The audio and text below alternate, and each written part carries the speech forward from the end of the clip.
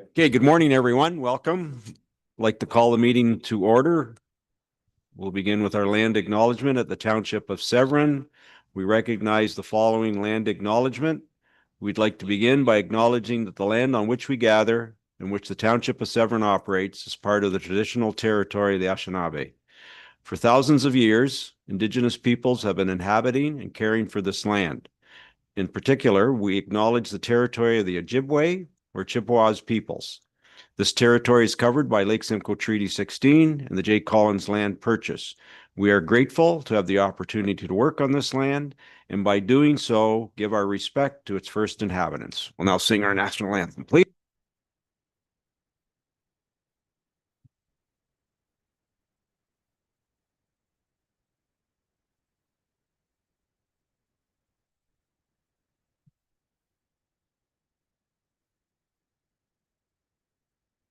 Oh.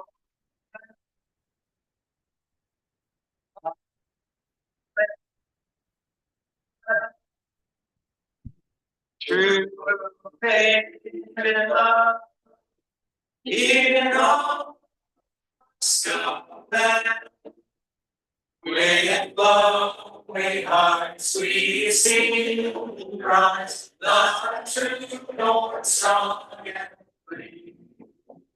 From love and Bible we stand on guard for thee. God, give our glory out and free. Oh, God, we stand on guard for thee. Oh, God, we stand on guard.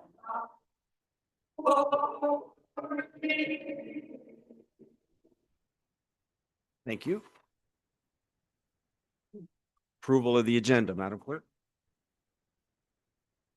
Motion is that the agenda be adopted as circulated. Mover and seconder, please. Moved by Councillor Taylor, second by Councillor Brennan. All in favor? That's carried. Thank you. A disclosure of pecuniary interest. Seeing none. Moving on to presentations, and for the presenter, we do have a 10-minute limit, please. Cheryl Elliot-Fraser, President, and Michele Sexsmith, Secretary, Gloucester Pool Cottagers Association Septic Inspection Program. Welcome. And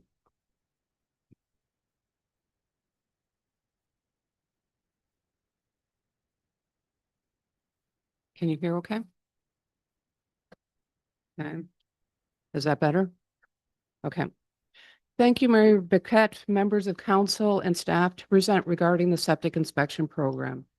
I'm Michele Sexsmith, Secretary for the Gloucester Pool Cottage Association and 25-year resident on Gloucester Pool. As you may not be aware, the GPCA membership covers over 400 members on Gloucester Pool, Little Lake, and McLean Lake, and includes the same properties that were evaluated through the septic inspection program 5 years ago when this program was implemented. Some of the members are here behind me. Some are also following on Zoom as well. There's some additional property owners in the area. We recently received the notice that we're subject to septic inspections again this year. It reminded us again on how little information has been forthcoming on the inspection program to date. There were 462 properties that were first evaluated in 2021, and there's been very little follow-up that has been made public in any way. We understand at the time the township found 27 systems to be deficient, 11 systems were considered to be at high risk, but there's been no communication about any real action on the part of the township in terms of follow-ups of those bad actors. The visual inspection that was done 5 years ago was under 5 minutes on average per property and was restricted to looking at outbuildings on the field, saturated septic beds, growth of saplings, etc. A cursory look, in our opinion, for a cost of $150. The Gloucester Pool Cottage Association Board reviewed the situation at our recent board meeting and are frustrated by the lack of transparency and especially accountability for property owners not in compliance, which is affecting water quality, an area of great concern to us. The replication of this inspection program is especially galling, given that those property owners, many of whom are members, regularly have our systems pumped out and are not allowed to use the confirmation of those pump outs to avoid further inspection. The cost of a pump out, which is much more effective than any township inspection program, is an issue for us, given that the fees for the inspection is $370 if proposed currently. That pump out that is done by licensed contractors includes a very thorough inspection. The internal workings of the tank, baffles, sludge, liquid, cap inspection, connectors, a check for backflow once the pump out is complete, a review of the tile bed, and full septic bed inspection. If a pump out has been done and the documentation is provided to the township, which we are very willing to do, this is surely a better use of township resources so that you can focus on the bad actors. For those waterfront households who cannot provide this information, the township inspection should be done, including an internal look at the workings of the systems. It is not clear from the letter that was provided to us what the new program entails, so again, we ask for transparency. We suggest that the township staff immediately revisit this whole situation, as quite frankly, the way it's currently organized with very limited reporting and lacking an internal assessment of septic systems, it's widely viewed as nothing more than a cash grab. We are specifically asking for a change effective immediately for those of us who have pumped out our systems within the last 5 years and are able to provide that septic report to the township to eliminate the inspection and costs involved. I did attach my own copy so you can see the details that are available in those reports. We are all committed to improving and protecting water quality and want to make sure that non-compliant systems are identified and updated in a timely manner. The focus needs to be on those systems that are deficient and leaking with true accountability back to the taxpayers. I'm part of the Environment Committee of GPCA, and we are committed to high quality water, so we want the same goal. Our volunteers undertake sampling sites 6 times a season at a dozen sites in this area to identify water concerns and to identify issues with E. coli and phosphorus in the system. We publish these results annually in our magazine. I have a copy of it here. And this year we provide the full 20 years of history showing high E. coli and phosphorus readings in the region. So we do have an idea of where these problem areas are. This is a major volunteer effort at personal expense that benefits us all. We also provide information sessions to our members on how to maintain water quality, how to maintain their septic systems, how to create natural shorelines, reduce pesticide use, and discuss the importance of each of these widely. As volunteers, we're doing our part to make sure that everything has high quality as it can be. We want the township to build better efficiencies and much more accountability in their septic inspection program. We ask that the provision of these pump out reports is one of those key steps, as well as having your inspectors focus on those areas that are known to be deficient and take real action with teeth in it to improve those systems and to correct those. Thank you very much. Thank you very much for the presentation. And you are aware that it is on our agenda and we are going to move it forward. So please don't leave. Okay, member councils have any comments? Councillor Taylor.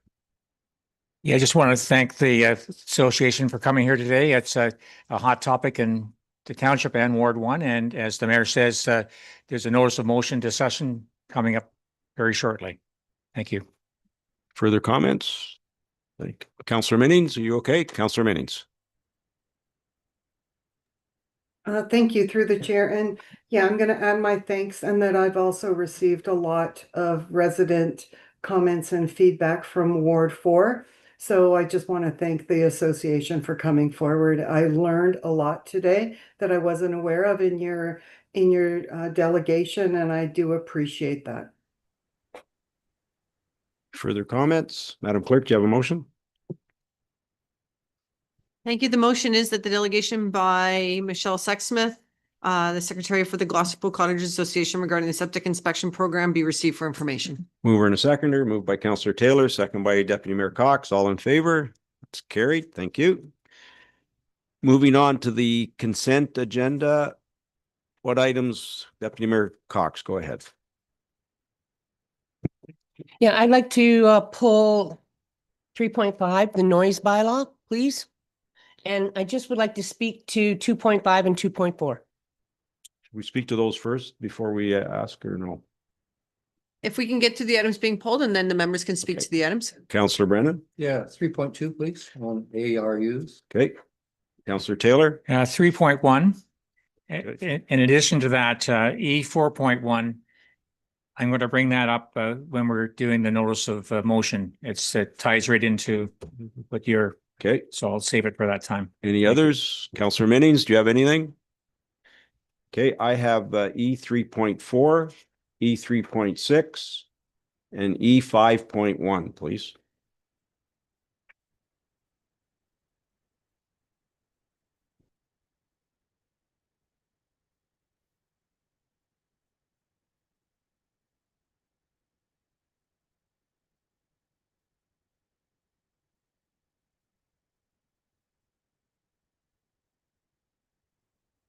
Okay, so the motion then will read that the consent list for June 3rd, 2026 and the recommendations contained therein be adopted as resolutions of council with the exception of items E 3.1, E 3.2, E 3.4, E 3.5, E 3.6, E 4.1, and E 5.1. Okay.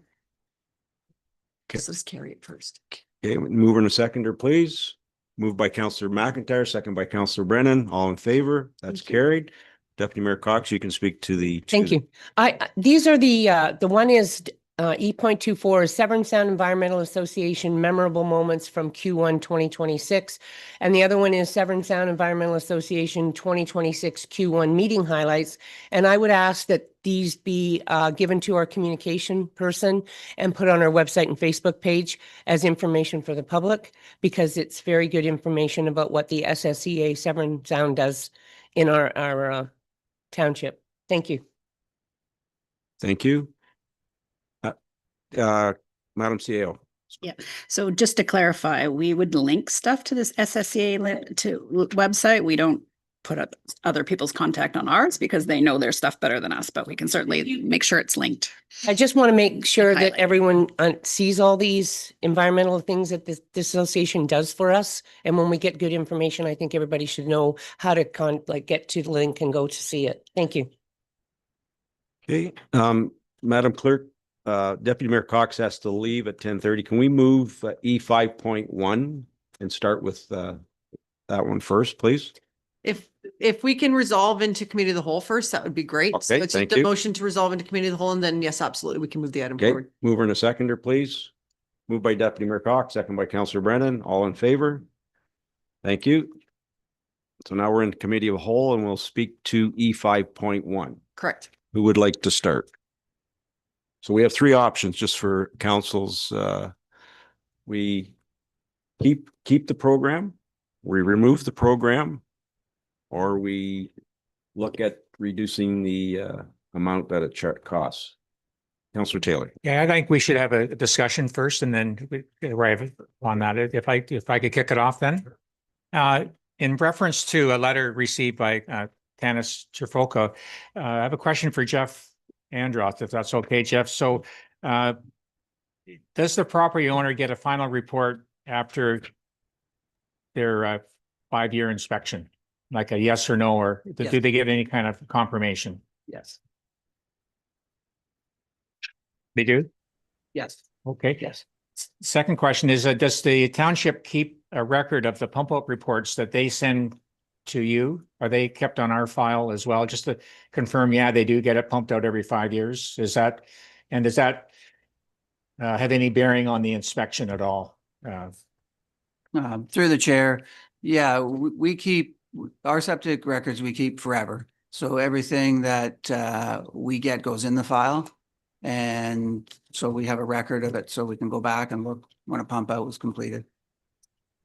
Okay, thank you. And just my preliminary point was that this program was a proactive measure that we tried years ago. And we did find a few jackpots there, which is all about what it's all about. And I think it's been a great program, but whether we have to redirect it or revamp it, I'll leave that for when after some discussion here. Thank you. Thank you. Deputy Mayor Cox.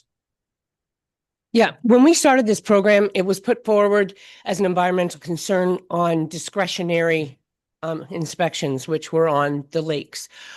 In the county of Simcoe, if you are on Lake Simcoe or on Georgian Bay, that is considered part of a mandatory inspection through the Conservation Authority. The province mandates that we have to do the mandatory inspections, which are around our wellheads.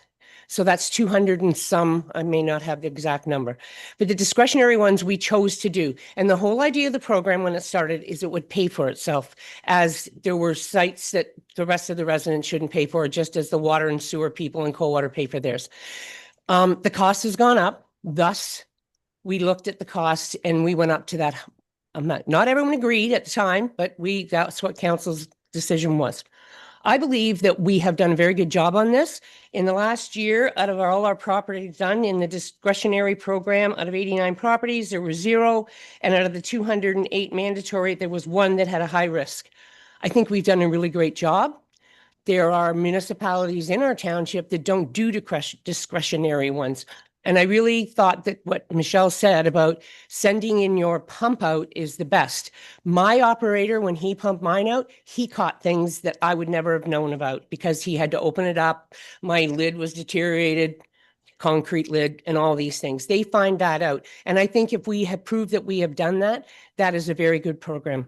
And I believe that we have done our due diligence here. And I believe that the program probably could be discontinued and re-looked at in 5 years. There are municipalities that don't even do it to do it, and they only do it once every 7 or 8 years and count on the fact that the operators or the residents will report any deficiencies that they find on a property. And I am sure, as we all know, that if you have a neighbor and there's smell or there's something wrong, people will go to them and say, you know, there's something going on here, or leaching and everything. So in my opinion, I think we've done a very good job, but I think we need to continue with the mandatory inspection around the wellheads. Thank you. Thank you. Yep. Councillor Brennan. For clarity's sake, you should know, I was the manager involved with the Lake Simcoe Protection Plan. I was the manager who made sure there were mandatory inspections put around the waters of Lake Simcoe. And that was all presented in scientific reports that and approved way back in 2010. So just want to talk a little bit about the septic inspections. And I recently spoke to some MOE people as well. So I think the cost is expensive. We did approve it, but it is costly. And I was kind of glad to see the tone today was not to get rid of this, but to try to make it more affordable. I'll give you an example of what I think is affordable. King Township, who I've looked into, they don't charge for the initial septic inspection, which makes sense to me. Subsequent compliance inspections are $147 per visit. And you can hire an independent contractor instead, which will cost you between $300 and $650, depending on whether pumping is required. I've recently had my property pumped on. I think I paid close to $500. I put a new lid. They have what they call a file management fee, which I have no clue what that is. So in essence, but their inspections, what they do, now King Township would be part of, at least part of their township would be caught in the Lake Simcoe plan as well. In other words, they have some mandatories as well. When they do an inspection, I would hardly call it cursory. So, I mean, why do they do it? They say in their website, financial protection for owners, drinking water safety, environmental health, and property awareness. People need to understand that there's some pretty nasty stuff that can get into the water by people that are irresponsible. Bacteria, viruses, phosphorus, and nitrogen is a huge issue these days, and it can wreak havoc on your waterfronts. And you know, you're doing reporting on it. So I didn't hear you talk about nitrogen, but I'd love to know more about that. Sewage discharge also can affect the water temperatures in your smaller bays and so forth. So do we need the program? In my view, absolutely. Do we need to do it for the first 5 years of a new system? No. I don't think so. In my MOE doesn't do these things as they go on the properties because of cross-site contamination. So they actually do septic inspections. I guess it's free for in the case because they're looking into something else. Don't phone them; they will not do your septic inspection for you. But in talking to them, they do tons of them, including in your area, because of these other issues. And one of the arguments that I had this week with someone on this was that I said, well, if we just take the pump out information, would that be sufficient from your experience in dealing with the issue? The answer I got was no, but they also thought $150 is more than enough for an inspection. And we discussed, the idea that everyone in the community benefits from having the septic systems that are functioning properly. In other words, maybe we need to revisit the idea that only the user pays for the septic inspections, because the benefits are far broader than that. They affect tourism, recreation use, and the whole barnyard. So from where I sit, I could see a fee cut, but not a cut in the program. 5-year inspections after the 5th year makes sense to people with experience that I know. And I said, well, what if we were to dispense of that and get rid of it? Their view, based on what they see out there, and God only knows, they see stuff I don't see and you don't see, is that would be a mistake. It would be a mistake to pull up all the way. So now, in King Township, they give you, here's how their inspections work. And I don't know, perhaps I can get an explanation of how close we are to this. Notification, visual surface assessment, component check, physical parts of the tank, including lids, risers, general liquids inside, leaching bed scans, final summary report. You want to report? Final summary report. And if the system is working perfectly, it's cleared for another 5 years. If an issue is flagged, you receive a clear non-punitive path forward to fix it. So I don't know what happens after the non-punitive thing. Usually punitive works better in my view, in ever dealing with enforcement issues. So that's not just a look around. That's a fairly deep look in my view as to what problems could be. And septic systems are designed to work for 20 to 30 years. So yes, you're going to have problems with septic systems at year 20 and year 30 for sure.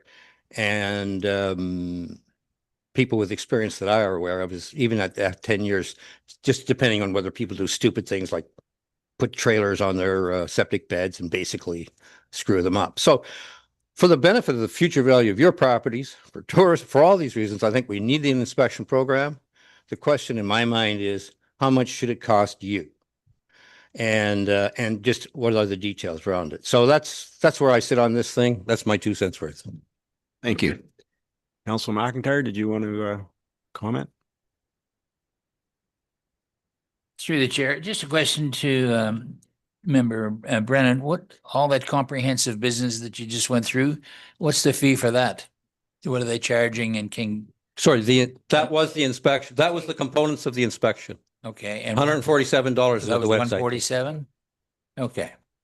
You may remember that the 2 or 3 or so of us weren't in favor of the 370 at the beginning of this. We voted and had a recorded vote, and I was one of them. So I think the fee is a little high. I agree that we do need to have some kind of governance over the septic system, how we tweak it and how it comes back to us if we send it away and have it come back is very important for the next phase of this thing. I don't think we could decide on a fee today and what to do today without knowing more about what we're going to provide for the fee.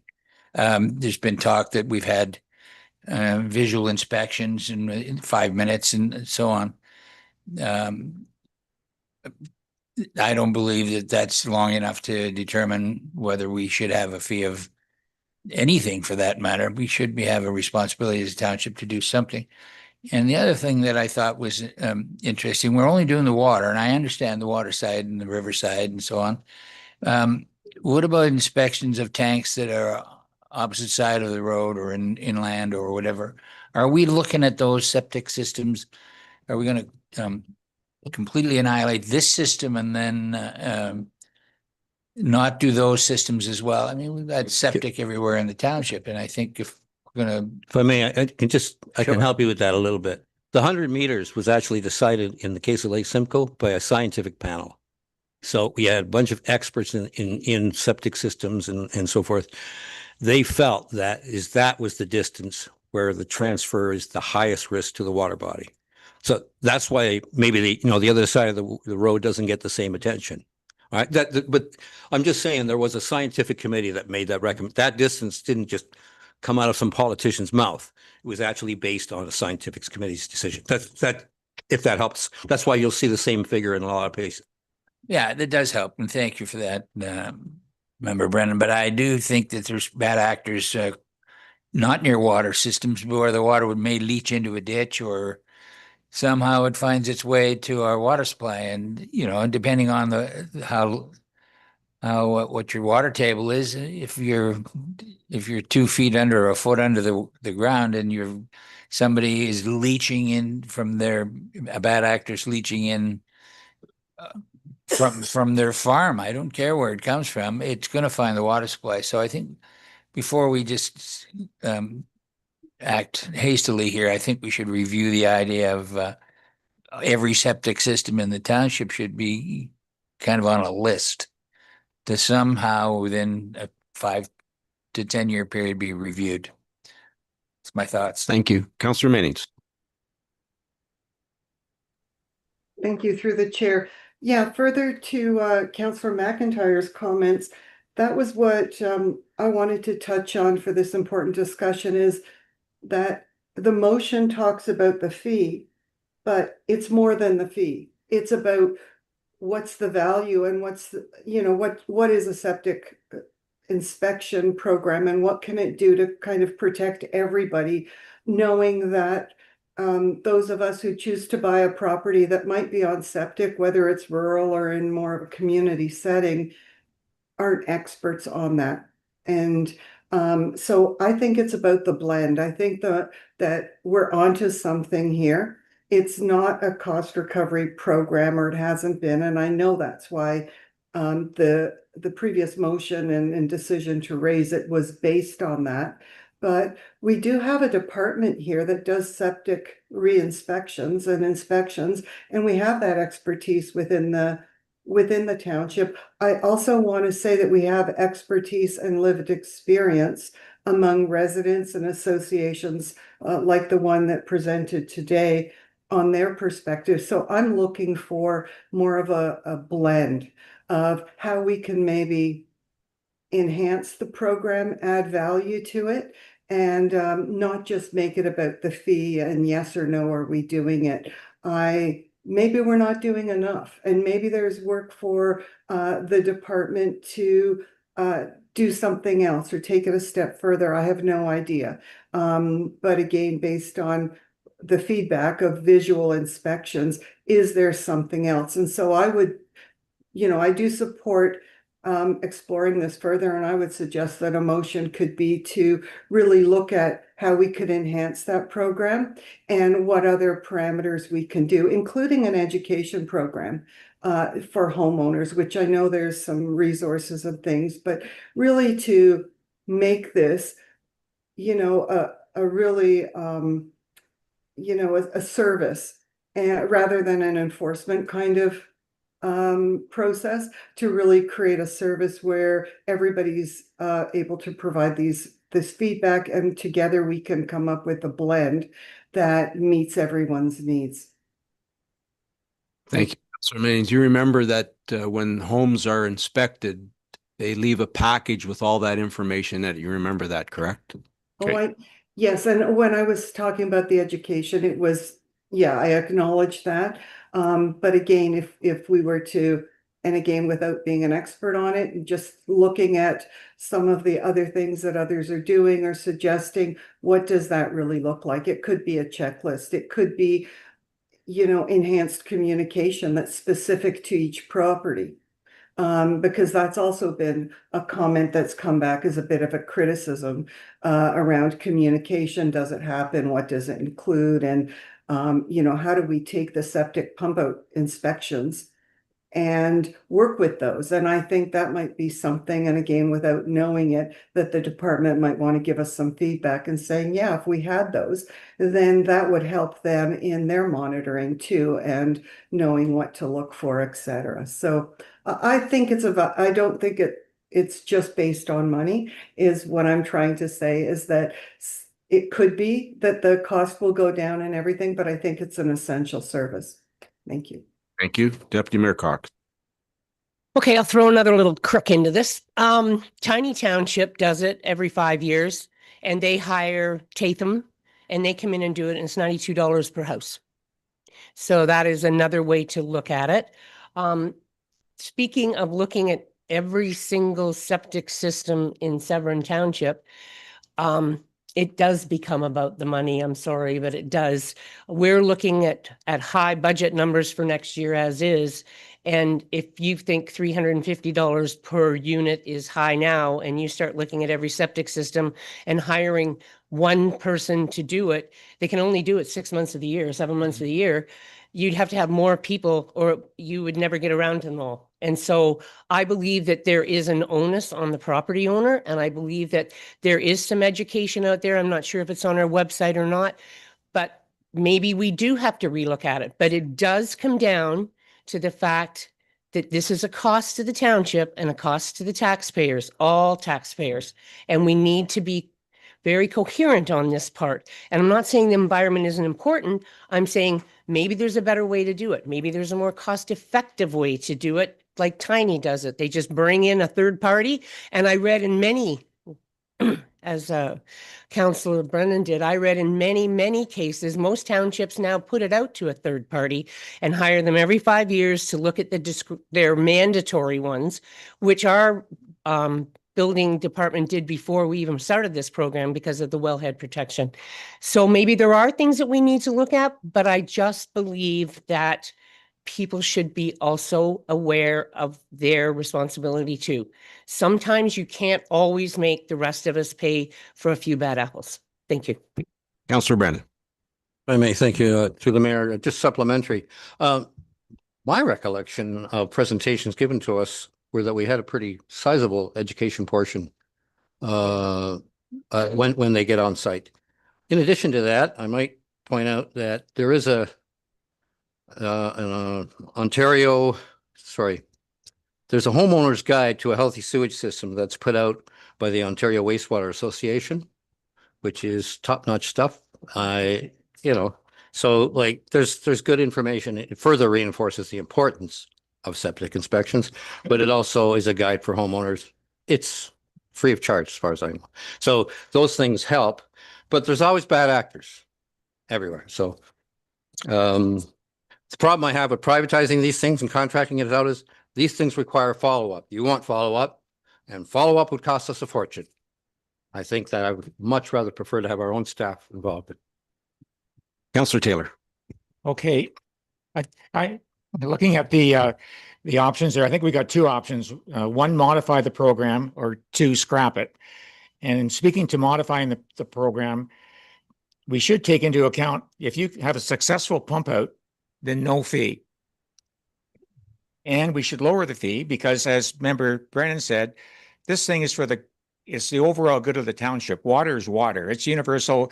A lot of tax dollars from Ward 1 are spent elsewhere in the township. And the success of the township relies on all the wards to pull together. And I think the fee should go back, and the difference is picked up by the taxpayers, but it's for the overall good. And in addition to that, I think our feedback to the property owners, as illustrated by all the emails and phone calls I've gotten, and I appreciate them, is that we have to do a better job giving feedback to when the inspection has been completed. I think that's what are we getting good value for the money? And I still maintain that we put this thing in years ago because there were some bad actors out there. We've knocked a few of them off, but I think leaving it at 150 would be more tolerable than 370, but on the provision that if you get a successful pump out, then there should be no fee. But that could be discussed down the road. But I think we should keep the program. Don't throw the baby out with the bathwater, because it's done a good job. But I think the price of going from 150 to 370 back in November was way too much in my thoughts. Thank you. Deputy Mayor Cog. I think you have to remember that Ward 5 has a whole bunch too. Yeah. Not just Ward 1, because they have Sparrow. Anyway, I'm just commenting. I can see where you're coming from, but I think you just can't say we're going to keep it. If we're going to do something, we have to look at it and revamp it and have a report if there is if that is the will of council, then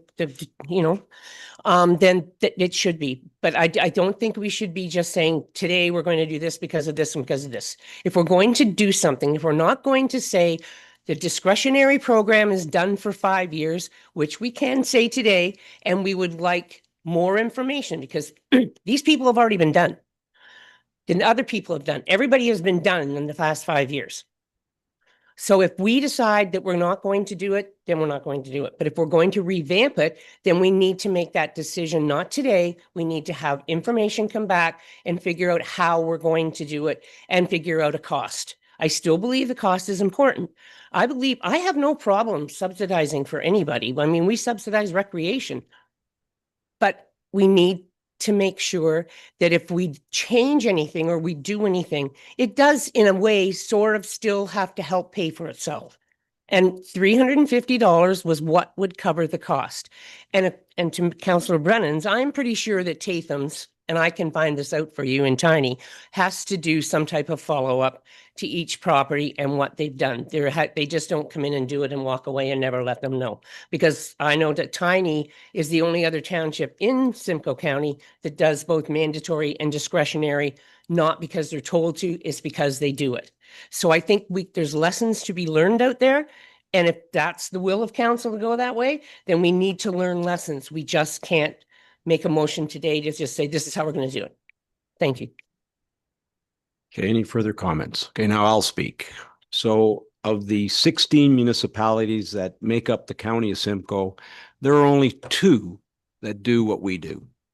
And you have to ask yourself why. And look, I want to protect the environment and the water like everyone else. It's all we have and we must protect it. But look at what the program has done over the last 5 years. Last year, we found 1 at fault. If you look at the amount of septic systems, and I'm on septic, and the only way you can tell if a septic system is working is by having someone come in and pump that tank, and that pump out will tell the pump out person whether or not the system is working properly. You can walk today on a piece of property and not see anything. You won't see any septage coming out. It self-governs itself. There'll be a smell. And Jeff may want to correct me. Neighbors will phone in on neighbors if there's a problem. It smells to high heaven. I've had enough experiences with septic before the township even did it. The health inspector was a buddy of mine. I could smell the septic across the road. I could smell it. Had him come out. There was no smell. Tells me he can't do anything about it. Nothing he can do about it at all until he physically can see something leaching out of the ground. And I understand what you're saying. The environment is dear and near to all our hearts. All we're looking at is this program come to its end? Is there any merit in charging the homeowner $370 plus the $400 for a pump out every 5 years? Think about it. Septics last, if they're used properly, will last for years. It's people need to be educated as to what you put down that toilet to wreck your septic system. What I'm hearing, and this is in Gloucester Pool, so next year we're doing Ward 5, and imagine the group of people that are going to be in here and upset. We spent thousands and thousands of dollars on our septic systems to make them right. We're not here to penalize the good people. It will self-govern itself. I have a neighbor that bought a house that moved from the city. His toilet backed up. He had no idea he was on a septic system. It cost him $40,000 to fix it. If it's not working, it backs up. There's a smell. We never had a septic inspection program before, and I realize why it came. I think all of the older cottages, now that the amount of people that have moved in, again, the smell will be atrocious and they will squeal on their neighbors. So I'm asking council, like we have a couple of options. Happy to go back and get a report, but I don't see any merit in it. I think we either keep the program or we get rid of the program, one or the other. I like to point out, it's not just the environment. Contaminated wells are an issue around septic as well. That's your environment, not. Deputy Mayor Cox. Yeah. Sorry, I lost we need to keep, but we have to keep the mandatory inspection by the wellheads because it's a provincial requirement. So it's a discretionary one. And I totally agree with what you said. I totally agree with that. And you're right about more people coming up here and more people making sure their septics are fixed. And we did have old ones. We had 40, 50 gallon drums and they've all been pretty much, and we also have to look at the fact is, are we really catching the bad ones, penalizing them, making them do and fix it? And it's not. And I read I did a lot of reading.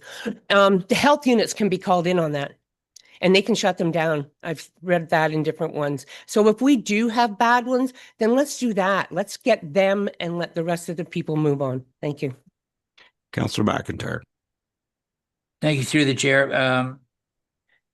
I'm in favor of keeping the program modified to some degree. Who says 5 years is the limit? Member Councillor Brennan said it's a 20 to 30 year likelihood for a septic system to work. Why don't we inspect them after 7 years? Why does 5 have to be the number? Which would defer some of the expense by the time you have it pumped and they have it inspected and so on. It becomes arduous, first of all, for your pocketbook, but secondly, for whoever's keeping the record. So does anybody have an appetite, for instance, to do it for 7-year inspections? Not completely clear on the figures and how long people normally stay in their homes in Township of Severn. In many municipalities, they stay in their homes for 41 months and they move. If that's not happening here, and I believe that it's not because it's paradise here, I think that people would be happier to have an inspection every 7, maybe 8 years. We should have that looked at. I mean, I don't believe in the $370 that we initiated at the beginning. I never have. I think a modified fee, a continued length of time, continue to be a little more harsh with the bad actors. I know we only had one, but there are multiple more. We just haven't caught them yet. So I'm in favor of keeping the program to some degree and possibly modifying it in many ways. That's But just Councillor Brennan. the people that pump out your tank will recommend on average 4 to 5 years. And one of the reasons we pay so much is there are only certain days they can get rid of the waste they pump. And the government overall has done a really poor job of making sites available for dumping that stuff. So complain at a higher level on that one. But that's why it's so expensive to get a pump out. Is they're so limited in the number of days they can dump it and the number of places they can dump it. So Jeff, I just need to ask a question. So I'm hearing that members may want to keep the program. I'm not sure how the costing, like in my mind, if we're going to keep the program, the costing would be zero. If the resident is going to pay to have their tank pumped every 5 years, and that report now comes back to your department to say everything's good. Because what I'm struggling with, and because of my experience with septic systems, by having someone go out, do a 2-minute walk or 5-minute walk, come back and hand the homeowner a $370 bill, what information, and I've read the reports, what information are we getting other than we're not seeing any septage anywhere on the property? What more is the homeowner getting provided as to how well their septic system is working? Sure. Thank you, Chair. So once the inspection's done, when the invoice is sent out, a report goes with it to the homeowner. Jeff, so I haven't seen a report. So can you just help all of us understand what's in the report, please? I'm sorry to put you on the spot. I didn't do that. Okay. The report outlines the year, like the paperwork we have will show the year, what they saw in the inspection. Was there a tree close to the septic, that kind of thing? and outlines, you know, will give you an idea of how old your septic is. We send that to the homeowner. We don't provide a list of bad actors. We don't have that we provide to the public. We just deal with them ourselves. Does that answer your question? Well, I'm just struggling with, for the value of the program, what are we getting other than a piece of paper stating that your septic is so old or it isn't so old? And no, we don't see any signs of any fault with it. Because again, I go back to my comments. The only way you can tell whether or not a system is working properly is if the septic person that's pumping that tank physically looks at the tank, looks at the way the system's working. That's the only person that can give us a true reading of how that septic system is working. That's the way I think, and I may be wrong. I don't know. Right. I mean, that's a more extensive inspection, but that's not the program we have. We have a visual on-site inspection. When this was developed years ago, that was the way we went, was the visual inspection. If you pump the tank, then we're forcing a cost to those people to pump the tank, which, you know, they may not be ready to do that. Otherwise, if they open the tank, then we need to be there while they open the tank. This is kind of done in series, you know, all these properties. So to arrange somebody to open their tank for us to look at it, we would have to schedule everybody's schedule to do so. So what was approved was a visual inspection with a review of the existing paperwork of the septic systems we have and an on-site inspection. Supplementary, if I may. So am I hearing that they have to pump it out every 5 years, correct? So they just provide documentation from the hauler that the tank was okay and the system was functioning okay? Is that the way we do it? Now you're saying that we would have to set up and be there to look at the tank? Like I'm not understanding that part. If a person needs to pump the tank on a regular basis, okay. So we require a pump out on older systems. A person needs to do their own general maintenance on pumping the system. If part of our program was to look in the tank, then we would need somebody to open up the tank. Oh, no. Okay. We're not, but we would take the word of the hauler, would we not? That's pumping the tank. Is that what we would do? We would take the word of the hauler that's pumped the tank, but we still do the inspection. Yeah, but what are we inspecting? I'm confused. Are we inspecting the tank or inspecting the property? We're inspecting the whole property. We're inspecting the tank. We're inspecting the bed area. We're inspecting the whole property. No, I'm totally confused. I'm sorry. Okay, go ahead, Deputy Mayor. Okay, Well, we're inspecting what we can see of the tank. Some tanks we can see the full tank, some tanks we can see none of it. I understand that portion. Sorry. What I'm getting at, Jeff, is part of the report. When we say we're coming to look at their piece of property and they need to get their tank pumped, they get their tank pumped, they provide that documentation to our inspector, correct? Right. Our inspector walks the property to make sure that there's no leaching, they don't see any signs of sewage anywhere or water. And then we accept that report from the hauler that the system is okay. We accept that report that the tank is okay. Okay, the tank is okay. Right. But the visual inspection of the inspector going on the property, looking at the bed in the area where it leaches to is something we do. That's correct. So when we do the initial inspection, we go to the property, we have the paperwork, so we know where the system is. We walk the area, we look at the bed. If we can see the tank, we look at it. If the lid's broken, then that goes on the report that the lid's broken. If there's a tree growing in the middle of the bed, that goes on the report that there's a tree. If somebody's parking on it, that kind of stuff. Then obviously if it's coming out the ground or leaking out the side or the side's been excavated for a driveway, that goes on the report and then we follow up on that.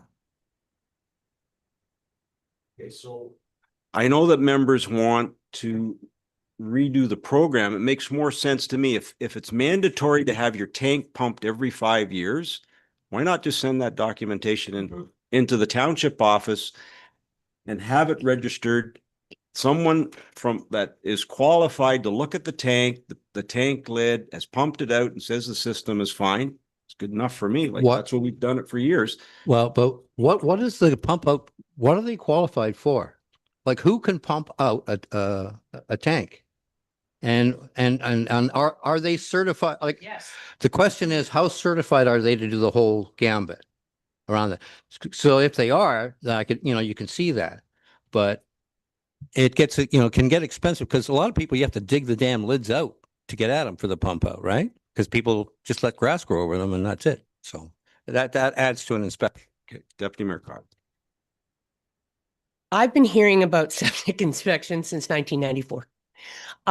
Pepe, who is the major hauler here, he came to our council in 1996 and warned us about the mess we're in right now. He warned us. He went to the States. He belonged to a huge association that there was one day not going to be enough place for our septic. We have asked our public works director to look into this.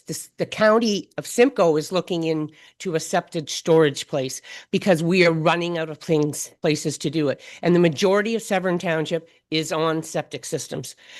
So people are more and more aware of this. I'm pretty sure because I had a system pumped in 2022. The gentleman came, lid was broken. I dug it up. He picked the lid up, it broke. He looked over and he goes, "You got a tree there and you should be aware of this. And I see tire marks there. Don't put anything on this." I said, "Thank you very much." I was doing an estate for someone. He brought me a new lid. We put it on. I paid him. I knew that system was okay. I am very confident that these operators that we have, anyone I've ever seen, is very intelligent in what they do.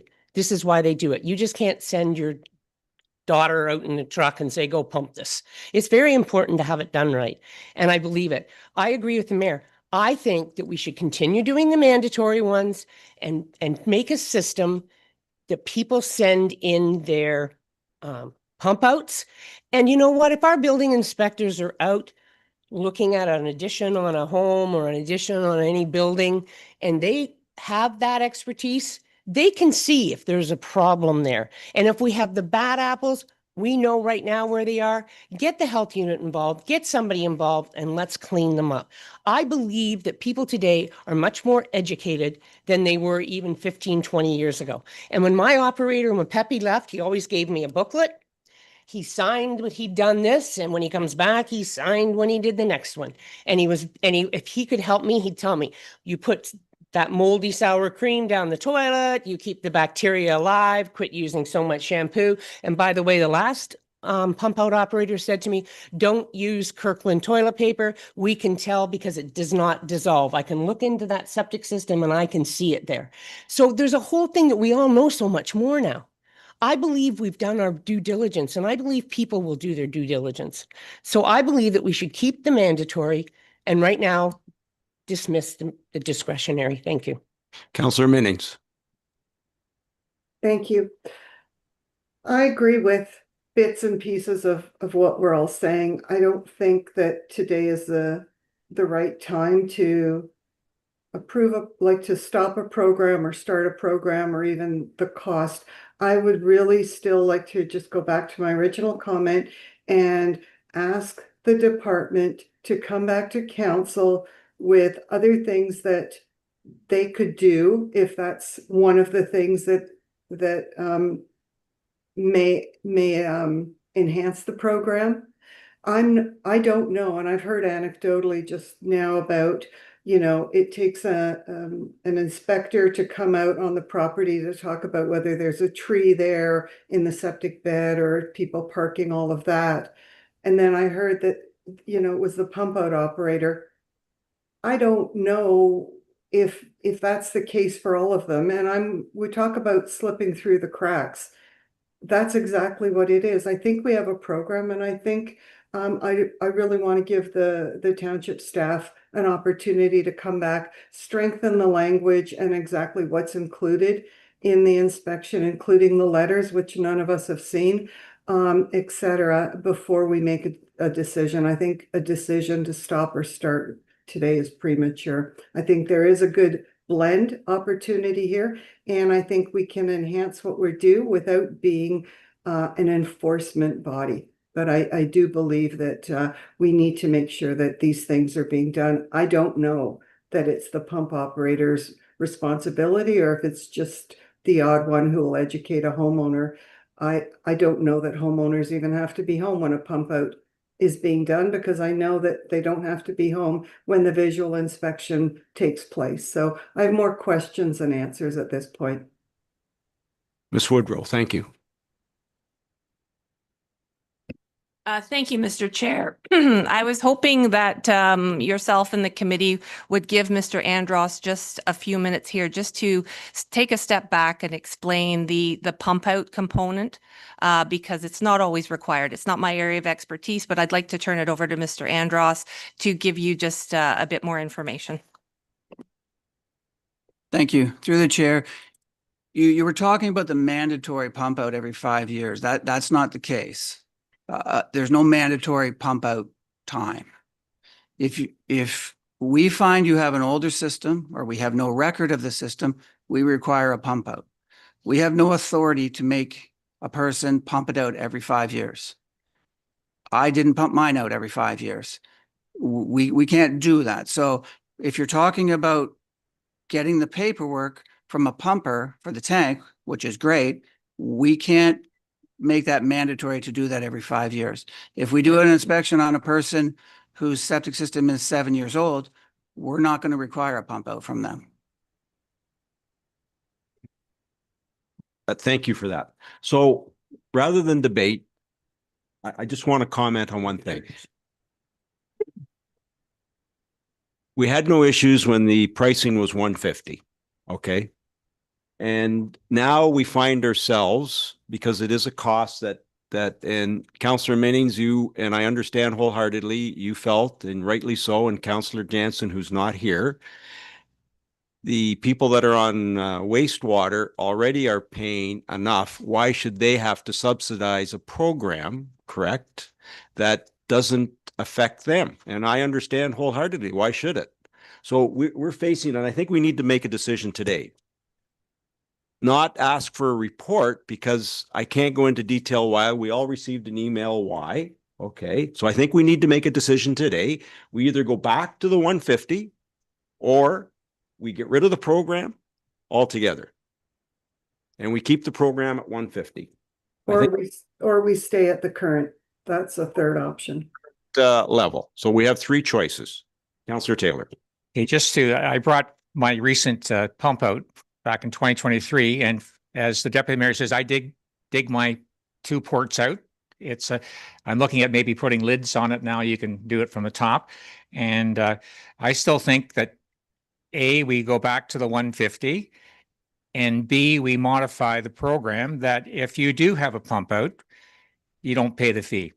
Like, very simple. And for the bad apples, that hopefully we'll catch them either when we do this round of inspections or a complaint driven there. But I think that I've had many calls that people get their tank pumped out every 5 years without record, without any problem. And glancing at the pump out report, he does look at the tank. He looks at the tile bed, looks to see if removed trees, cut grass, etc. And I think we should recognize the people that are proactive with their pump outs, and that they should be not having to pay the fee. And the 370 is an exorbitant fee, which majority of council voted for it last November, but I think it should go back to 150, and at the same time modify it that if you can prove that your septic was pumped out with a clean record, that you don't pay the fee. That's my thoughts. Any other comments? Deputy Mayor Cox. I get prove that you've pumped it out, but I don't see the 150. I say, just let the people send it in if they do, or if they don't. I don't see the merit in the 150 walkabout. When you just looked at yours, I know it, they know it, that when those pump people come, they look at it and they tell you what's going on. Maybe it's an incentive to people to start doing their pump ups when they see, if I send this in, everything will be fine. But for me as a person to even pay $150 for someone to do it and then get a $400 pump out fee doesn't seem fair to me. So I think we've done our due diligence. I'm more about, if we want to look at a program later or in a month to send in the pump outs, that's fine. But I think the program has done what it was supposed to do. And if it wants to be relooked at with the next group of council who comes in, that's fine. But right now, I think that we are where we are at, and I am willing to say, let's keep the mandatory wellhead inspections for drinking water and let the other go. Thank you. Councillor McIntyre. Thank you, through the chair. If we don't have some fee, there's no governance. Are we gonna, on the honor system that you're gonna pump it? I mean, I don't believe that people have their septic tank pumped in 2015 and you're two people in your house, I'm two people in my house, half of my street's two people in the house.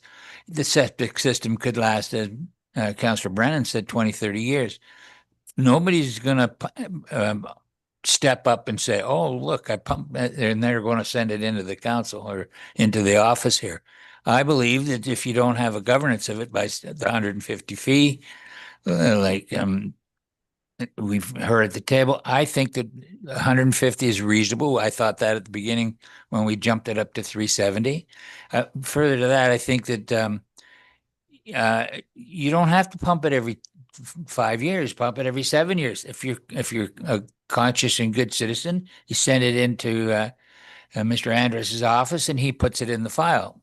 But people will go 15 years and not do anything, and they may need to do something. So I think we need to go back to the way it was, keep the program. And I agree with Mark, if the septic system's in good order, you don't have to pay the fee. Councillor Minnies. Thank you. When we first brought this to council, and we did have a council decision to raise the cost so that it was cost recovery based as much as possible, based on the fact that the majority, I guess, or the other part of the township are already paying water and wastewater fees to the tune of $2,000 a year.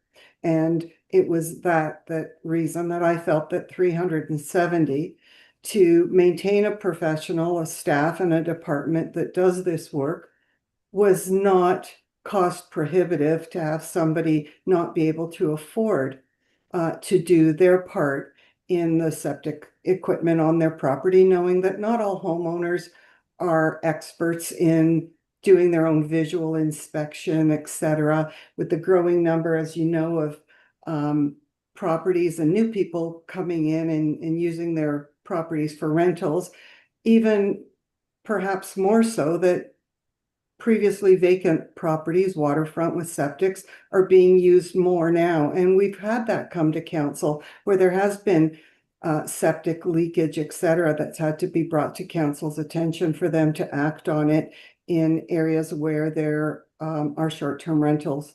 So that is an important thing. I also did get some information, thank you, Jeff, that in the last 2 years, so in 2024, the program generated $58,350 in revenue. And the cost to operate the program was over $118,000. So it was not cost recovery, and the majority of the cost of the program was put on the rest of the taxpayers. Last year in 2025, the program generated less, 43,000, so almost $15,000 less, so 43,350, and the cost of the program went up to just over $137,000, so almost $90,000 that the taxpayers bore. And I understand it's expensive, taxes and providing all of these services. I really think we have a good program. I think we need to give the staff an opportunity to listen to the feedback that's been brought to them by the users and to strengthen their reporting, their inspections, and their interactions with the residents who have septic programs. And I still think that based on that the $370 fee that this council approved should stand. Thank you. So I'm just going to go back and thank you, Jeff, for that explanation. I assume that we had to have pump outs regardless every 5 years.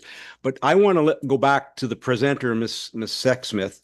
Well done. What do you get for your $370? You get a visual inspection. I'd be livid. I'm sorry. I don't agree with it. And I'd like, for the essence of time, I know I'm going to call the vote. I'd like a motion that we abandon the program altogether. Questionnaire. Just the discretionary. Okay, motion has been called. So motion has been called by Mayor Burkett. So motion reads that the discretionary septic reinspection program be discontinued.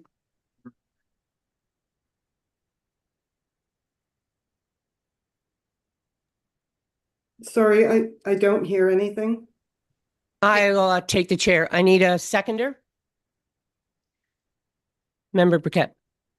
Okay, again, just for those listening in online, because I don't know if Councillor Minnings heard it. So motion was called that the discretionary septic reinspection program be discontinued. All in favor? Okay, that was defeated. Do we have another motion? Sure, go ahead, Councillor Taylor. Just, it's brought up that we're saying, well, the people on water and sewer, why should they be paying for that? But when you put a septic system in, it's $40,000, $50,000, $60,000. The fee on water and sewer, just the sewer portion, is under $1,000 a year. To maintain, and correct me if I'm wrong, but I think I just looked it up. Between the water and sewer, it's $2,000.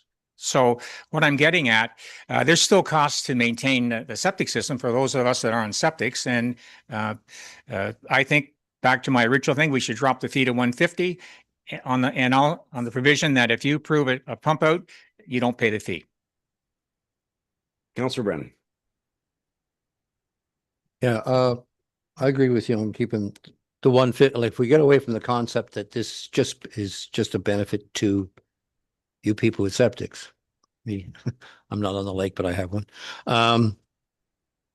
I would far rather see a 150 fee and continue the program, and with the idea, and I would agree with Councillor Minnings that give us staff time to review and enhance that, and by the time the next council comes in, then we can have their recommendations. Obviously, there's a desire to see a little more technicality put into the inspections that we do. Maybe there's some options there that can be entertained by staff given a reasonable degree of time. But to throw the baby out with the bathwater here, to me, is $150 for 5 years of added protection for my well and the water in my waterfront. That's peanuts. Shit, like you spend double that at Costco every week, for God's sakes. It's not that bad. Okay. So I say keep the program, lower the fee, spread the costs out. And I don't agree that the pump out at this time. Let's change all that maybe down the road, but I'm not convinced that I trust anyone but our staff to protect us properly. Madam CEO. Thank you. So I have no idea where this is going to end up. I had a question and then Councillor Brennan changed directions again, but I'll go back and ask my question of Councillor Taylor. So if you're looking at, you don't pay the fee because you've had a pump out, what's the time limit? Because you've had a pump out in the last 2 years, 5 years, 10 years, like we would need some clarification on that if you're going that route. And just a comment that if you go that route, the gap between the revenue and the cost becomes higher. So just something to consider. Deputy Mayor Cox. Well, I was going to kind of say the same thing. Our costs will escalate and the money we make will be lower. So we all will be subsidizing. And I have a septic system and I don't like the idea that I'm subsidizing. I want the program to work. It works. If we don't do it for 5 years, or if the next council comes in and decides to look at a third party to come in so many years to do it, go ahead. But let's make sure that we're doing it in a cost-effective way that gets the point of the environment. And right now, I don't feel it's cost-effective, and I don't think we're getting the bang for our buck. Thank you through the chair. I kind of agree with my two colleagues on the end. I could live without the freebie if your inspection passes. So we'll have a hard number of 150. Whether it's 5 years, 6 years, 7 years, I agree with Mr. Brennan about, I don't think we should throw the baby out either. I think it's important to keep a program in that's got some control over the governance of everybody in the township. We do it for their taxes. Why don't we do it for their sewage? If we don't have a record of anything, I mean, you can go 15 years and never get it pumped and never say anything to anybody. So at least at the 150 every 5 years, we've got control over these people are doing what the needful is. Even if they have done it and they just don't send you in the copy of their pump out, they got it in a file, or they don't even keep it. They don't even ask for one. They know their septic's in good order. They don't care. They wouldn't even think let's call the township and tell them we had our septic pumped. At least with Mr. Taylor's idea, we've got an idea of when it was pumped last, because you ask them to send it in. So I agree. Maybe not to waive the fee, but I do agree with go back to the system of $150, maybe more comprehensive from Mr. Andros' department on what they're doing on the inspection, and kind of between Phil and Mark on what, if we could modify that, I'd be in favor of that. So it's the will of council, and I'll respect that, but I still struggle with what we're getting for $150. Like, I'm really struggling with it. And the pump out, I heard Mr. Andros say that it doesn't need to be pumped out every 5 years. It could take 7, could take 8, could take 9, could take 10. So again, go ahead, Mr. Andros. I just wanted to add one thing. If we rely on the pump out only, we would still be required to do the follow-up, because the pumper doesn't care if you fix what he says. So if he says there's a tree in the middle of it, or the lid's broken, if that shows up on the report, he doesn't care if you fix that. That's not his problem. So the more we rely on the pump out, we would still be required to look at the pump out and see what he or she identified as wrong and act on that, right? Yeah. Just to add to that, so a lot of septic systems or tanks are covered up. Right. So as part of the inspection, are we going to mandatory make the homeowner uncover it so our inspector can have a look at the lids? We don't currently do that, but if you install a new septic system in the last number of years, you're required to have the lids at grade. At grade. Right. So what happens on the inspection? Like, I go back to what we're getting, what value the resident is getting from these inspections to walk on one piece of property. And yeah, I understand if it's there and it's obvious and it's leaching, yes, let's get them.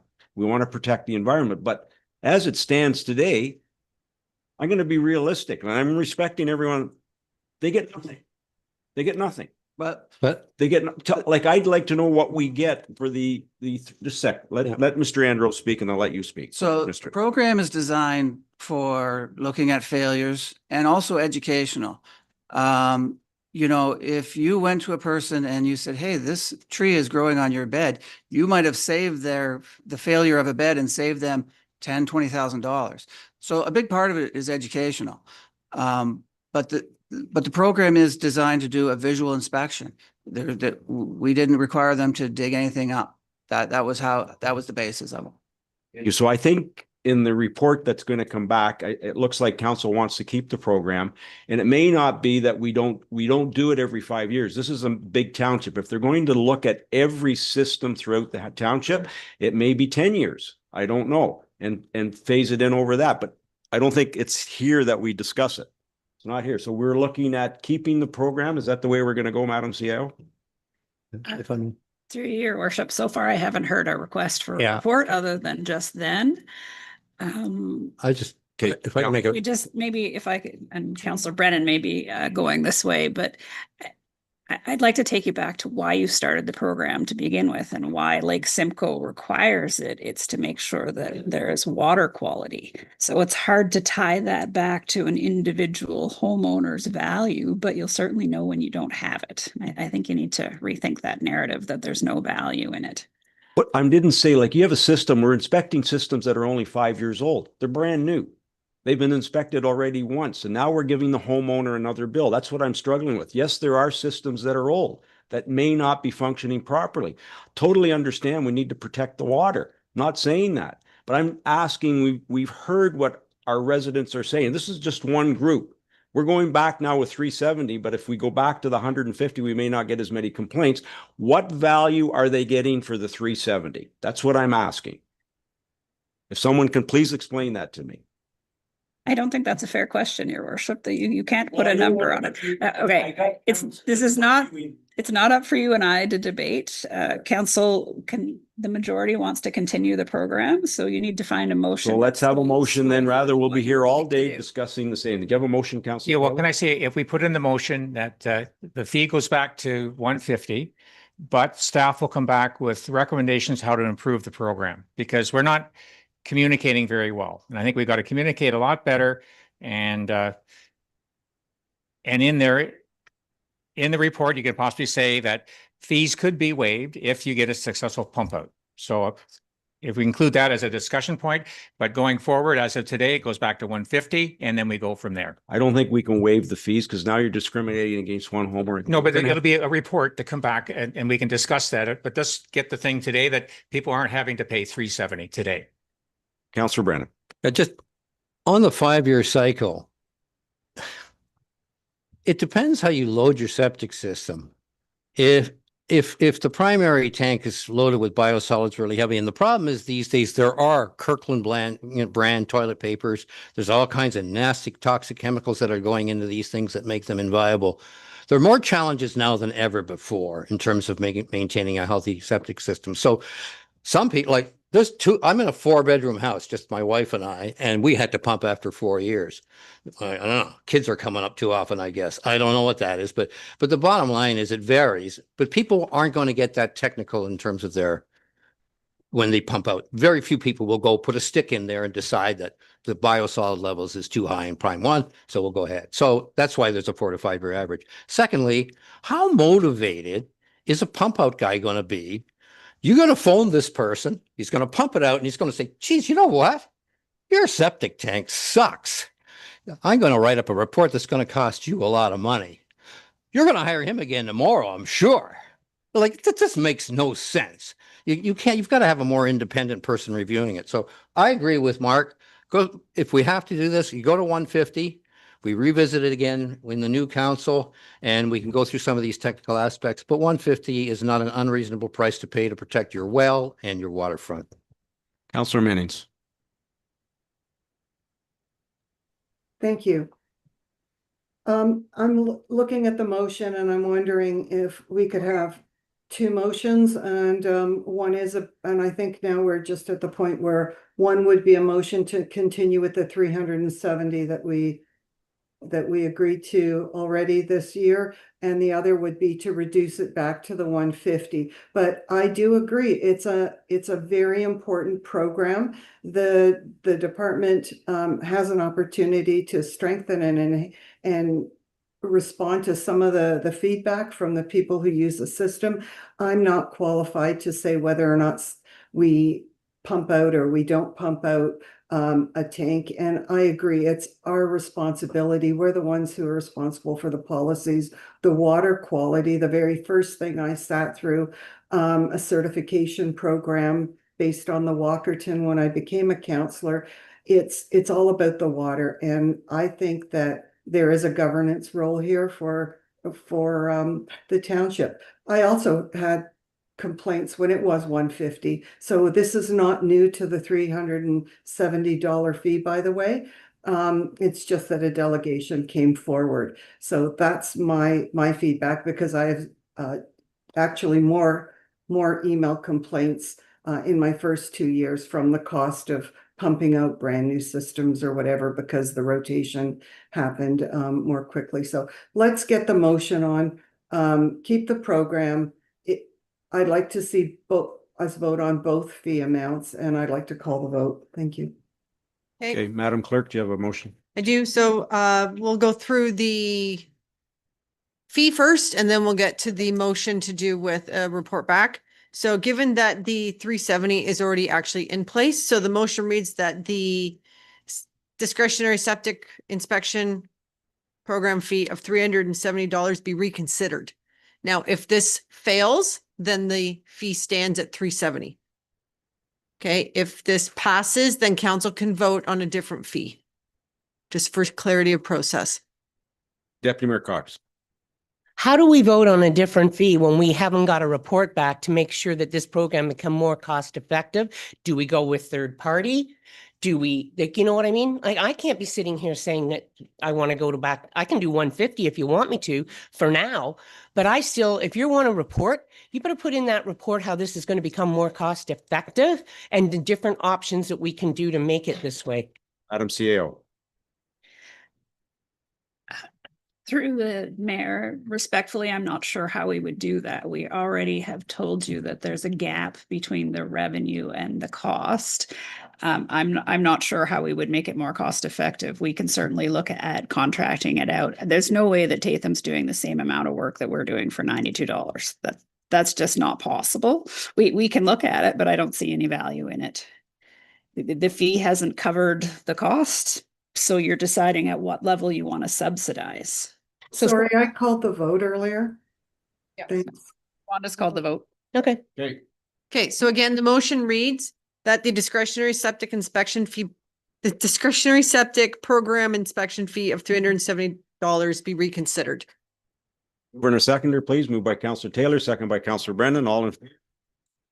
That's carried. Next motion, Madam Clerk. Okay, so based on the discussion, and council can correct me, so the next one would be that the discretionary septic reinspection program fee be set at $150, which is where we were a year ago. Mover and a second. It's moved by Councillor Taylor, moved by Councillor McIntyre. Okay, Deputy Mayor Cox, question. So we're saying then that we're keeping the program. But how do we say we're keeping a program if we say this is what the fee is going to be and we have no idea what the program is going to cost? And then we get back to the point that Madam CAO made, there's no way it's going to go any lower. It's not going to get cost effective. So we're back to the point where we either subsidize it or we don't. Through you, your worship, so council has already considered a motion as to whether or not the program continues or not, and that was defeated. So by default, the program is continuing. We will add something to that effect, clarifying that in the next motion. But this one pertains solely to what the fee will be for now. We have a mover and a seconder. Moved by Councillor Taylor, second by Councillor McIntyre. All in favor? And 150. Motion is lost because it's tied. Okay. So council has the ability to set another fee at this point, or we can So, pull it into, so the other option is the council can consider the next motion. Madam Clerk, I think what we're struggling with, here's the problem. To Deputy Mayor Cox's comments, the 150, what is it going, like, what are we going to get for the $150? I go back to that question. So without a report, how can we make a decision as to what the fee is going to be? I'm sorry to put that back on staff, but I am struggling with this. We've made a decision to keep the program. How is the program going to differ from what it is today, so that we heard from our residents, what are we getting for our, even if it was zero, what are we getting? What are we getting for the 150? That needs to be in the report, and that needs to be a decision made here at this table when we have Councillor Jansen here as well to weigh in on this. Okay, I'm so sorry. that's fine. So the motion then reads, and this is following up on the one that Member Taylor asked for. So it'd be that the discretionary septic inspection program continue, and that staff report back regarding options for a modified discretionary septic reinspection program addressing a reduced or waived fee and the ability to use a pump out report in lieu of a township inspection. So just further that, I know that the residents that have had noticed that they were being inspected haven't been charged yet, so nobody will get charged until council has a chance to look at whatever the report says, and then we'll come back with either a zero fee or a fee. Is that the way we're going to do it? That's the way I hope that'll happen. Sir Taylor. If that implies that it's the 370s there, then I won't support it. No, but we're going to leave it the way it is for now, correct? 370's been defeated. So just in supplementary, whether it's 150, 200 is still not going to pay for itself. That Correct, but we'll have the that rest of the discussion. township is going to, it benefits the whole area. So I'm not happy. It should have been 150. Madam CEO, did you want to speak? Okay. Okay, so Madam Clerk, what do we have for a motion now on? So the motion is that the discretionary septic inspection program continue and that staff report back regarding options for a modified discretionary septic inspection program addressing a reduced or waived fee and the ability to use the pump out report in lieu of a township inspection. Councillor Taylor. So the inspection will continue, but they won't be charged. Is that what you're saying?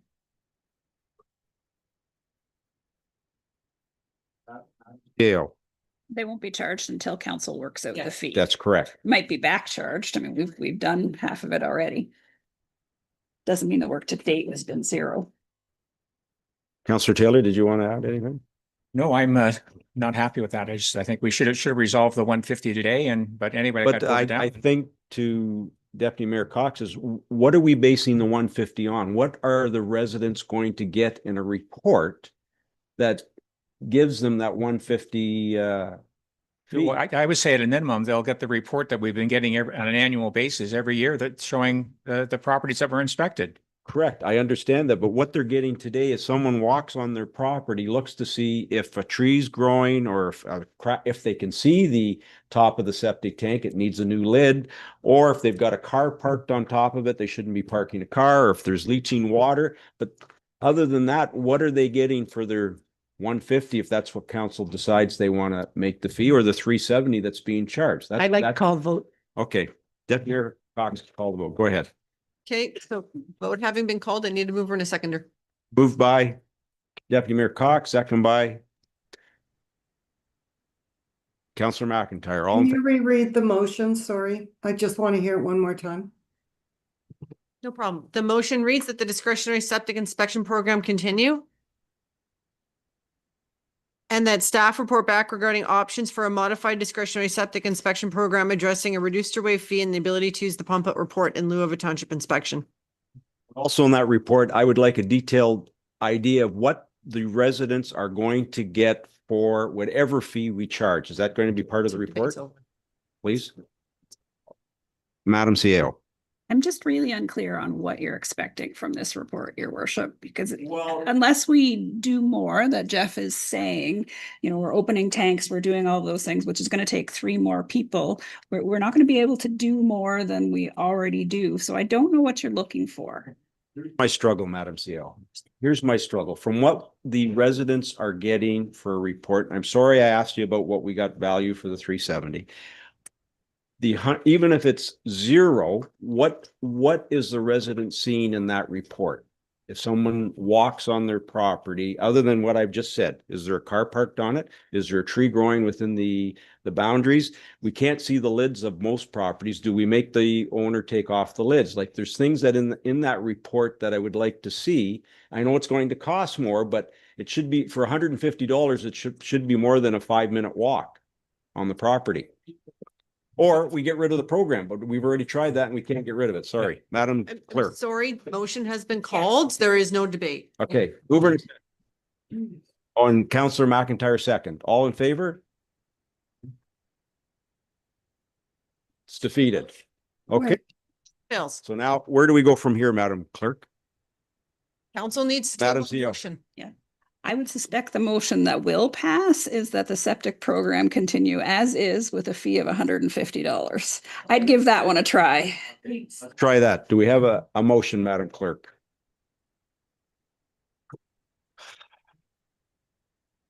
Was that not the first motion we voted on? No, It was not. no. You need a mover? Actually, they have voted on whether. need to turn your. Could you read the first motion we voted on? Because this is the 4th one now. Sorry, I just want to make sure we get this right.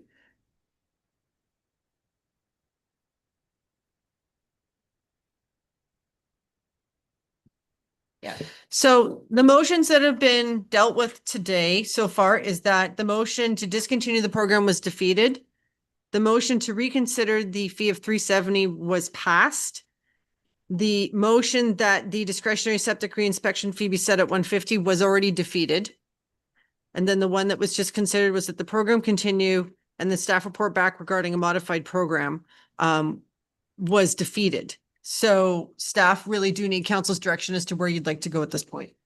Madam CEO, please help us. There So we if go. I could, I think the reason why you defeated the $150 was because it wasn't tied to the program continuing. So I think if you reconsider that motion and then you do a new, so then the 150 can be on the table, and then you put the motions together to say. I propose that motion. Continue the program, 150. Wow. And by the way,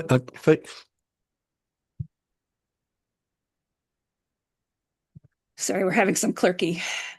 Councillor Taylor. Just while you're concocting that, are we going to look at the current system in the future anyway, and with more modifications down the road? Voting on I'm continuing the program and 150. We've gone around, we've had 3 motions and.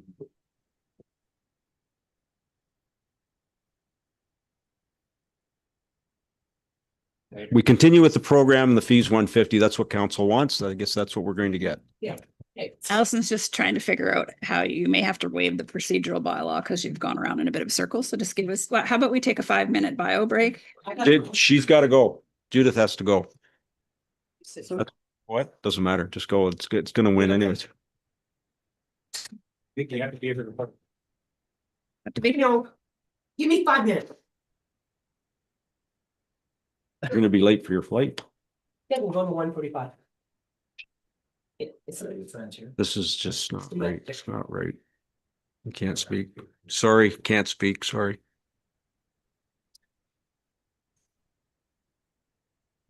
So you're saying we.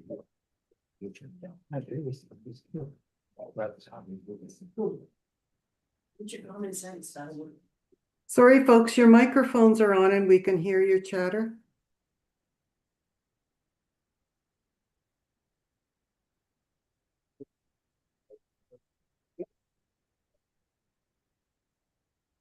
Thanks, Wanda. We're just taking a moment while the clerk figures out the legalities.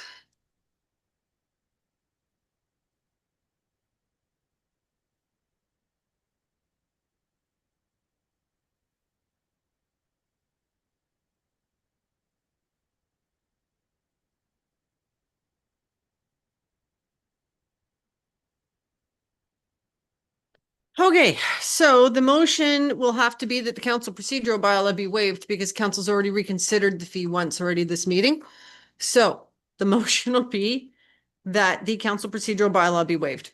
Mover and a seconder, moved by Deputy Mayor Cox, second by Councillor Taylor. All in favor? That's carried.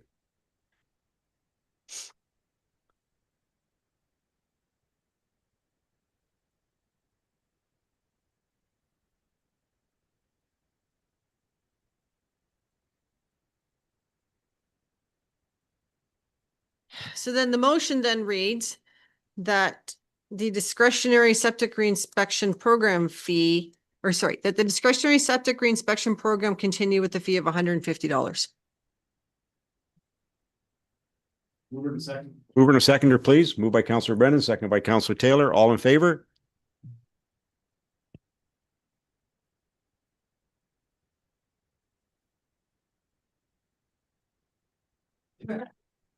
Motion defeated.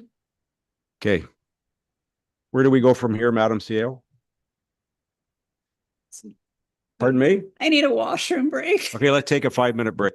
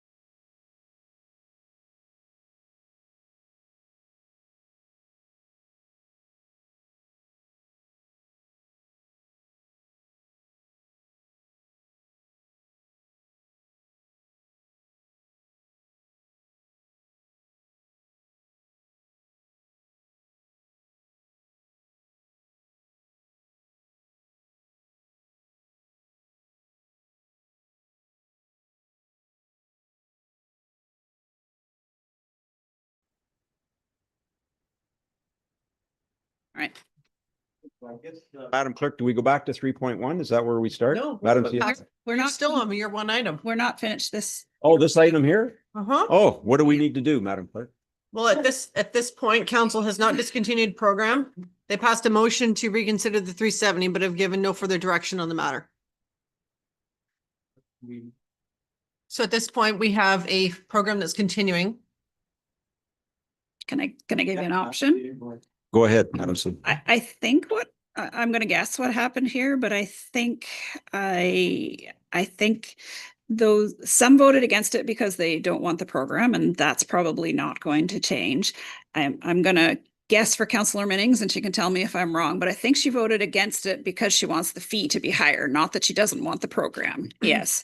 So let's for now vote that or make a motion that the program continues, and we will bring you back options for a fee when everybody's here, and there'll be, because we need, well, you can do it now if you wish, because you have 5, but the even number posed you a problem, which is why everything got defeated. So if you either you do it now with the odd number, or you wait until you have the 7. I think, Madam CEO, I think all 7 of us need to be here. I don't think the 5 of us to make a decision today. The fee pros. But I think on both, whether it's the Nope. program or the fee, we have to make a decision today on the program. Yes, please. Okay, Councillor Taylor. Well, I think if we have a quorum, carry on. Okay. Councillor Brennan. Yeah, fair enough. I just want to say one thing with regard to the program's effectiveness. At the beginning of this conversation, I heard that the program was effective, so we don't need it anymore. And now I'm hearing, how is it effective? That's you can't have it both ways. If the program worked, it worked. And that's why I say you continue. Clerk, what do you have? for Thank the you. motion? So because council defeated the motion to discontinue the program, by default, that means that the program will continue. Okay, So I guess it's, if council would like a report back, we need to know what council would like. Council already defeated the motion that said report back with respect to a waived or reduced fee with consideration of the pump out report. That was already defeated. So if council wants to report back, I need new direction as to what is to be in that motion with respect to what council wants to report back on. so Madam Clerk, with 2 members not here, is that something we need to do today, or can we do it at another time? Staff The do pro- need to know what council wants us to come back to. Okay, Councillor Taylor, do you want to start? What would you like to see in the program? I like consideration that if you get a successful pump out, you don't pay a fee, pay the fee. That's one of the notes in there. I'm afraid that was already considered and defeated.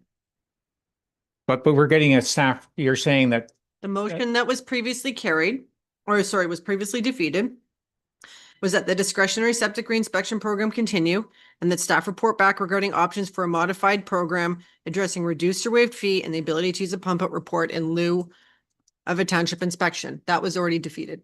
so could I ask the procedural bylaw to change that and have it reconsidered again? Sorry, that's already been defeated. Like, I don't think we can do that again because we're missing 2 members again. I don't want to go back to, The number of members present doesn't procedurally matter. I mean, it's up Okay. to council, but you still have quorum. You have 5 still present, so Okay, fine. the meeting does continue. Councillor Minnings? Thank you. Through the chair, was there not already a vote on overriding the procedural bylaw that was defeated? So I just heard Member Taylor want that again. We'd have to, how did you word that, Madam Clerk?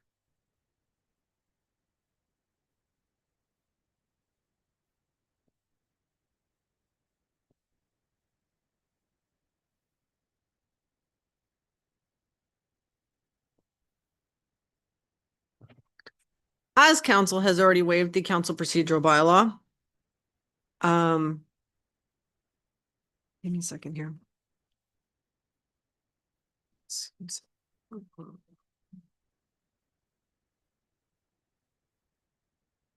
So this motion would read, because it'll be the one, unless there's a change in motion, that council wants to put forward, that staff report back regarding options for a modified discretionary septic inspection program addressing a reduced or waived fee and the ability to use a pump out report in lieu of township inspection. This is the one that was previously already defeated. Now, is there a change to the motion that council would like to propose? Sir Taylor. The question, so if that can be reconsidered, why can't we reconsider the fee again? You already did that right before the break. But we're doing this one again. No, the reconsideration of the 150 happened right before the break. So you reconsidered We'll three do it again. and you reconsidered 150. None of them passed. Right, council pass the motion to waive the procedural, oh, sorry. Right before the break, council passed a motion to waive the procedural bylaw. They then considered a motion that the discretionary septic reinspection program continue with a fee of $150, and that was defeated. So now the motion based on the conversation would be that, so right now we have no fee, and that would be part of a report that would come back if this motion passes. So the motion is right now that staff report back regarding options for a modified discretionary septic reinspection program addressing a reduced or waived fee and the ability to use a pump out report in lieu of township inspection. That is not, this is a draft. Council is welcome to change the content of this motion. Yeah. Councillor Brennan. Yeah, and so, well, I don't disagree. Can you include in that report pros and cons of like if a pump out is done? I'd like to know more about that option. If a pump out is done, then you waive a fee versus keeping, in my view, 150. How about 150.99? Would that change? Sorry, yes. CL. I was actually going to ask if there was some appetite for council to come somewhere between 150 and 370, because I think Okay. that's what put Councillor Minnings off the table. The fee wasn't as cost recovery as enough. So I think she's maybe willing to go on the 370, but not as low as, and I'm speaking for her, but she's nodding because I thought we had concurrence and then we didn't, but I think it was just on the fee. So if you could come to a fee somewhere in the middle, you might pass, but I was Councillor bringing before, so. who Councillor knows? Minutes. Thank you. And I appreciate the latest motion you just read, except for the part where the talk about the fee would be to reduce it or eliminate it. I think that's only two options when there is a third option, that there is something in between. So that's the only part of the new motion that I would expand the language to provide recommendations from staff when they come back to us with what really makes sense. And it could be that it's 150, it could be that it's waived, or it could be that it's 370 or some other number. But I don't want us to have a motion that only talks to the reduction to zero, so from the 150 to zero. Otherwise, I think that's a great motion and I would vote on that. Thank you. Further comments? Okay, Madam Clerk, do you have a motion?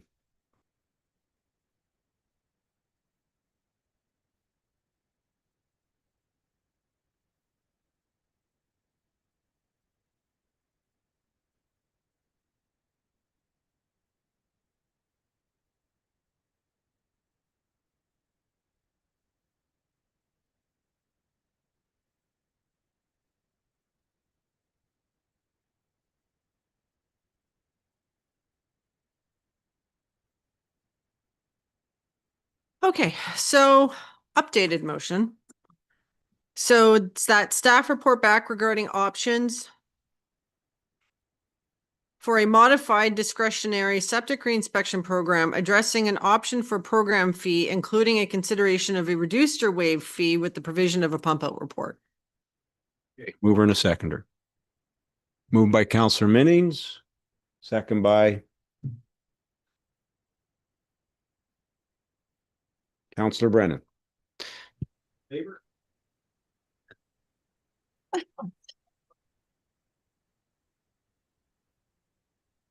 Sorry, I can't hear. Motion I was just said defeated. The motion was defeated.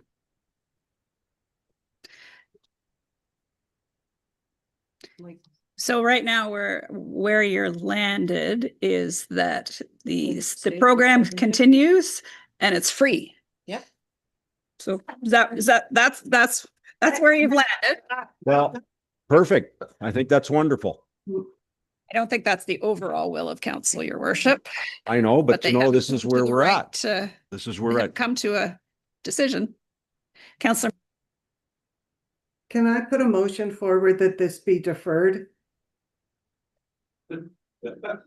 Like, I'm just saying, we've had so many motions. I can't see people voting, although I am watching the screen closely, so I don't know what the problem is with having a report back, keeping the program and having staff recommend what it costs to do that. So we're tripping over each other, and it's unclear to me at this point. So I think where we're at, Madam Clerk, is there anything wrong? So we have the program to continue, will of council, okay? And we've got a 0 fee. If we want it, what do we have? That's what you just said. Okay, No. can you just explain to Councillor So- Minning's point? I'm confused as well. Worship, so what we have right now is that the program is continuing and that council voted in favor that the fee be reconsidered. Does not mean that the program is free. It just means that council has voted to reconsider the fee. Said it was for free. Anyway, okay, so do we put a motion forward to have a fee? Can we do that? Council can put whatever motion they would like on the floor. Councillor Taylor, would you like to put a motion? What about the fee for 175? But you know, it just, So without data and without a report and understanding what the program is currently seeing, none of us have ever seen a report that's been given to homeowners based on the current process. I think it's irresponsible for us to come up with a number. We're pulling it out of the air, and it's nothing I could explain to anybody when they ask me about it. It's really hard to vote on something. I think that we have a program, that there are benefits to having a program. The complaint was around the fee. And I think we need to give staff an opportunity to come back to us with a modified version of this program. And there's no way we can come up with a number. It's not based on data. And I don't think the 7 or the 5 of us are qualified to pull a number out of the air. I think it's irresponsible way to set policy and governance.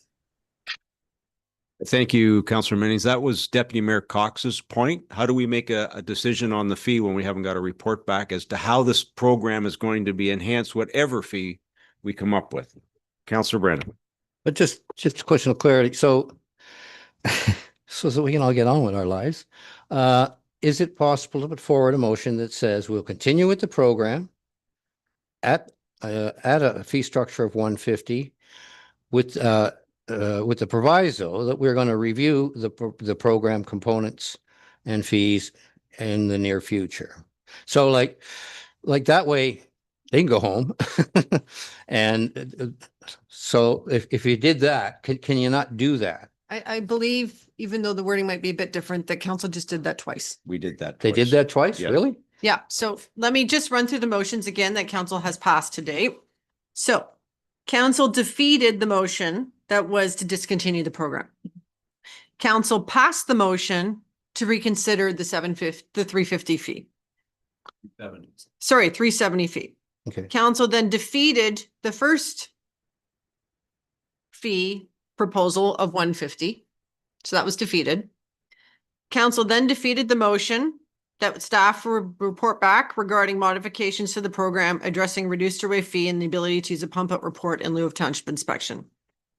Council then passed the motion to waive the procedural bylaw. Council then defeated the motion that the discretionary septic program fee continue with a fee of 150. Council then defeated the motion that staff report back regarding options for a modified discretionary septic inspection program, addressing an options for program fee, including consideration of a waived or reduced fee with provision of a pump out report. So Jesus. staff don't know what council would like. Clerk, what do we need to do today? So I'm hearing that the program is going to continue, correct? Yes. Correct. Is there a fee attached to it? Right now, 350. the fee remains at 370. Council has passed a motion to reconsider it, but they have not changed the fee. But we defeated the 370 fee. No, you reconsidered you passed a motion to reconsider the 370 and have not set a new fee since. So for the only way for the 370 to be defeated is if we approve and set a fee today. Is that correct? Or pass a motion that the septic reinspection fee not apply until council sets a new fee. As part of that, can we have a report back? As part of With that, respect to what though? as to what our residents are going to receive for whatever fee we enact at this table. Madam CAO. Yeah, I think through your worship, that's why you're not getting traction on that piece, because you're looking at this as a fee for service. It's not a fee for, But madams, just a minute. It is a service that we're required to give to our residents. Anything that you go anywhere to buy, if I was to buy this, there's a fee attached to it. I'm getting this for 10 cents.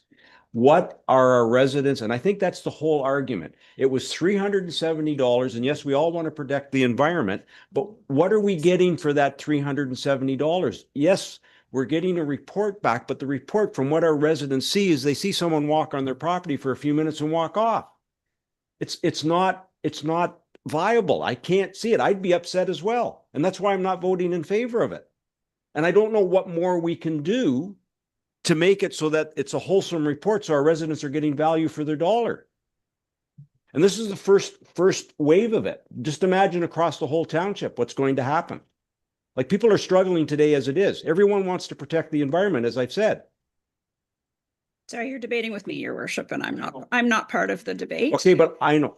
I think I'll leave it to Councillor Brennan, who's our environmentalist, but in my mind, it's very similar to the carbon tax. You're improving the life for everybody. It's not a direct fee Okay, for but- service. I don't want to have a debate. But with here's you, what I'm Worship. going to Let's play say. your role. As I went online and I looked at every municipality in this county, we and Tiny are the only ones that have one of these programs. So I asked myself why. Were the others on waterfront, your worship? They all have to do the mandatory. They're all on waterfront. Tiny, Penetang Machine, Midland, Tay, they all have water. If I'm not mistaken, Oromadante has, because they're on Wa- Lake Simcoe. All Oromadante, Clearview, they all have water. Anyways, how would you like to proceed? It's in your ward, Councillor Taylor.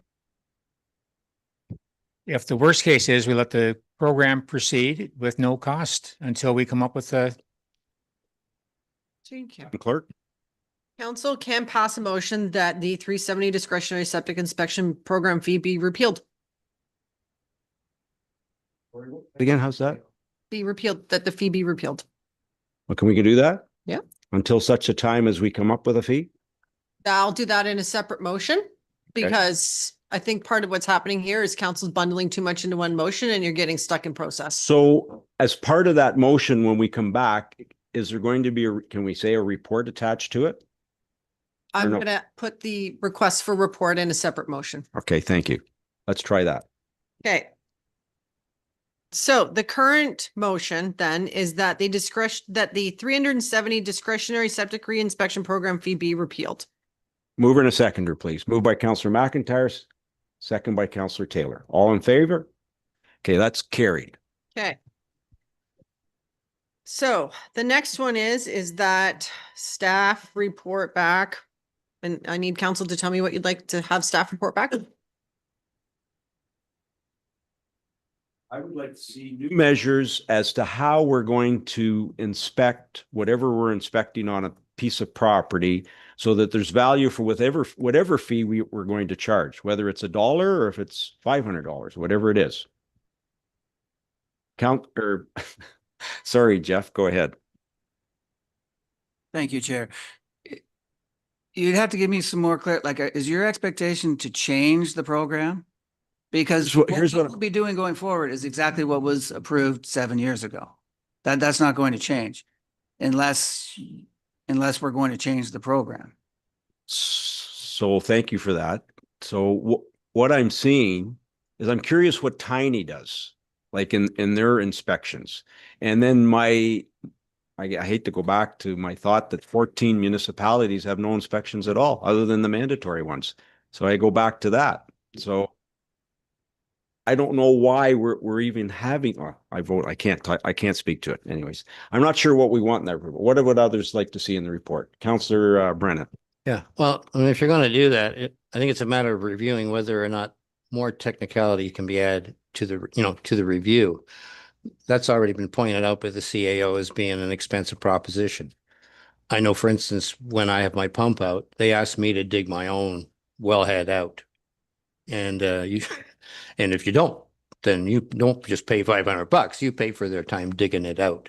So you add that to our program, it starts to go through the roof, and you'll be back here again, I guarantee you, with prices that are more compatible to covering costs.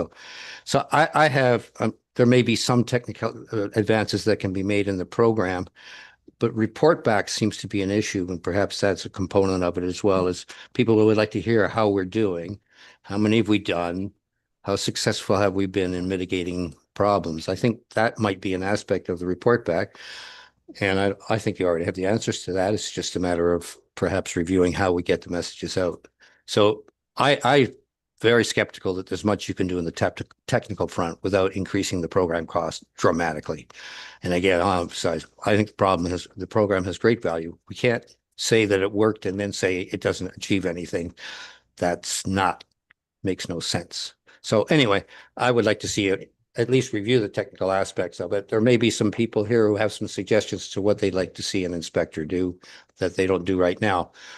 But I got a feeling it's covered, other than getting into a whole new aspect of the engineering capacity of the units. Councillor Taylor. Yeah, just I'll let Jeff chime in that there's a lot of paperwork, office work, correct? So maybe a little more emphasis on what's happening on site. But I realize there may be 80% of each site is probably paperwork, but you can help me on that one, that documentation and what they found and going on from there. But as Member Brennan said, I think we have to improve on what the actual site visit shows. And a lot of them are saying they're not getting a detailed analysis of what they're getting back. So tell me about office time and how that relates to each site that's visited there. Sure. Through the chair. Yeah. There's a lot of office time because we review the files. We look at the age of the files. We look at past reports. We're always happy to make it better. Like if we need to send out more information, that's fine. We can do that. That's not a problem. But the on-site inspection is at this point, it is what it is. Like it's a visual inspection of the components that we can see of the septic system, and any failure, any potential failure, any damage, that's the on-site inspection today. To do more would take more. So if we want to look in the tanks, we can do it, but it's going to take more people to do that. And, then the homeowner has to expose the tank, and then there's some liability about open tank lids and stuff like that. But back to the initial point, yeah, there's a lot of paperwork that we do prior to going and after we go.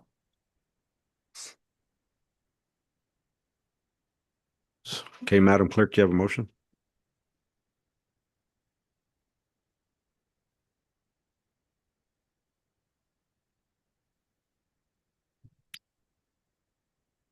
So the motion I have reads that staff report back on the current status of the discretionary septic and pre-inspection program, as well as options to change the program along with potential fees.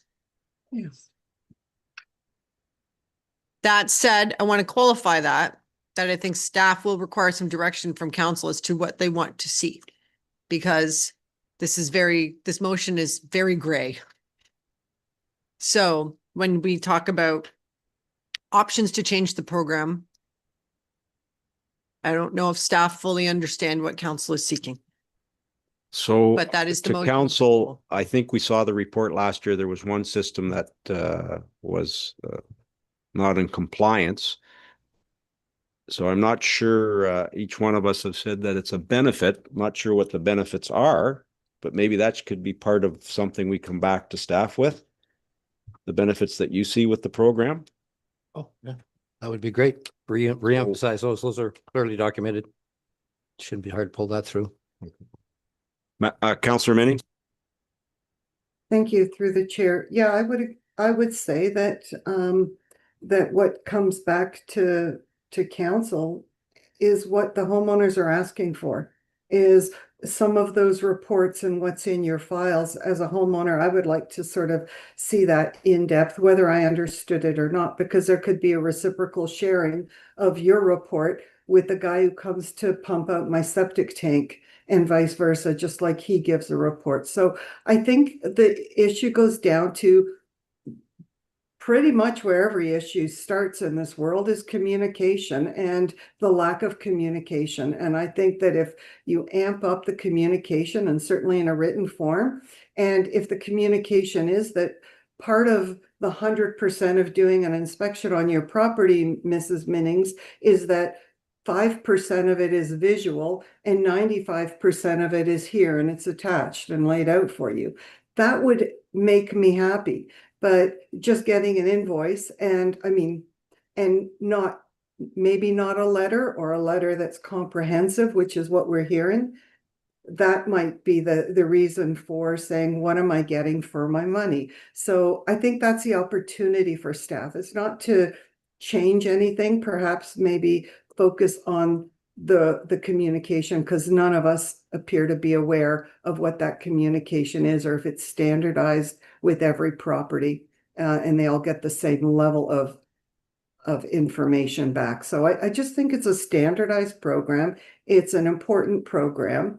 And then if people understand where the money goes and what the cost is for, then it's similar to any other program, licensing or otherwise. Imagine if we had it revenue neutral and we just put zero in for cost and just a service that we need to provide to protect our environment. How's that? And we have no cost to anyone. And that would solve the problem. Every homeowner in Severn would get an inspection. It would get inspected for free. We'd have this member of council that goes around and inspects it. We wouldn't have anyone in the audience. We'd make sure that they provide us with reporting, whether it's between once every 10 years, a pump out sent to the office. Solves all the problems. No debate. I'm happy to go down that route. Zero. Let's see what someone, go ahead, Councillor. But now you're going from 2,000 properties to 10,000 properties, and that will cost more money. And here's the problem. We all want to protect the environment. Can we put a cost on protecting the environment? Oh my gosh. We're right back to where we were. We're going around in circles here. This is $30 a year at $150. $30. And we're sitting at this table going around in circles. Is there any reason why this group can't make it $150? Because you defeated that already twice. $151, whatever, what's $175. I mean, we're talking $30 a year. If I can, at this point, so maybe so that council has time and more information and options and such, the motion is then that, as I read already, that staff report back on the current status of the discretionary program, as well as options to change the program along with potential fees. Council then at that point can decide if they want to keep it at zero, they want to go to 200, they want to go to $90. If they want to make it tied to a pump out, staff can report back then on cost related to travel time, inspection, on site, in office, all those pieces. Mr. Andros. Thank you, Chair. We did a report last year about the breakdown of the costs. I mean, we can break it right down to the dollar, but the report showed what it would cost to be revenue neutral or not. So we've done all those numbers. I mean, I can break it down farther, but I'm not sure that that's going to help you. Thank you for that. I think what we're hearing is Ms. Woodrow. Sorry, just trying to coordinate my camera here. I think, Mr. Chair, the report Mr. Andros is referring to also had comparators, all of our neighbors and what they're doing as well. So just a reminder on that. Thank you for that. Okay, so the motion that you read, I think would pass, so we can move on, Madam Clerk.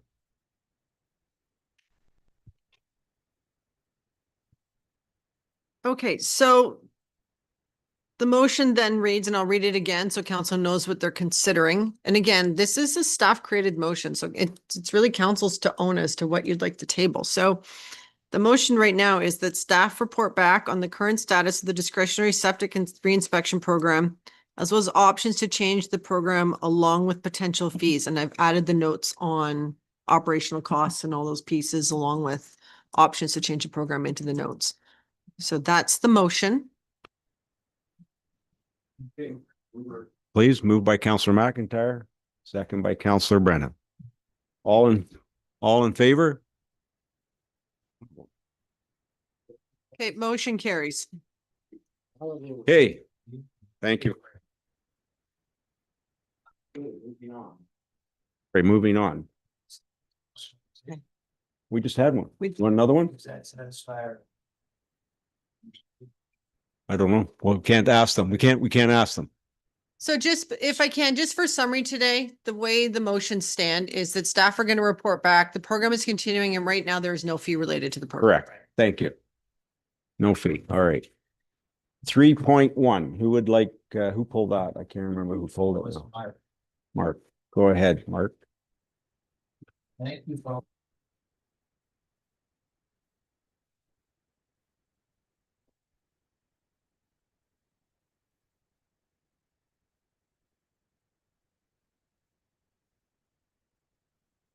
Yeah, I'd like to start the discussion, I guess, through the chair. Who is the chair? It's me. Thank Or you. do we have to go back into, or we are in committee of a whole? 3.1 on-farm diversified uses. Yeah, my feeling is, are we generating more of a problem going forward than if we just leave everything as is? And I'll just see if Jamie or Katie can comment on the benefits of this versus not doing it. And there may be a lot of activity happening on properties now that are going to be penalized down the road if we put this thing in place here.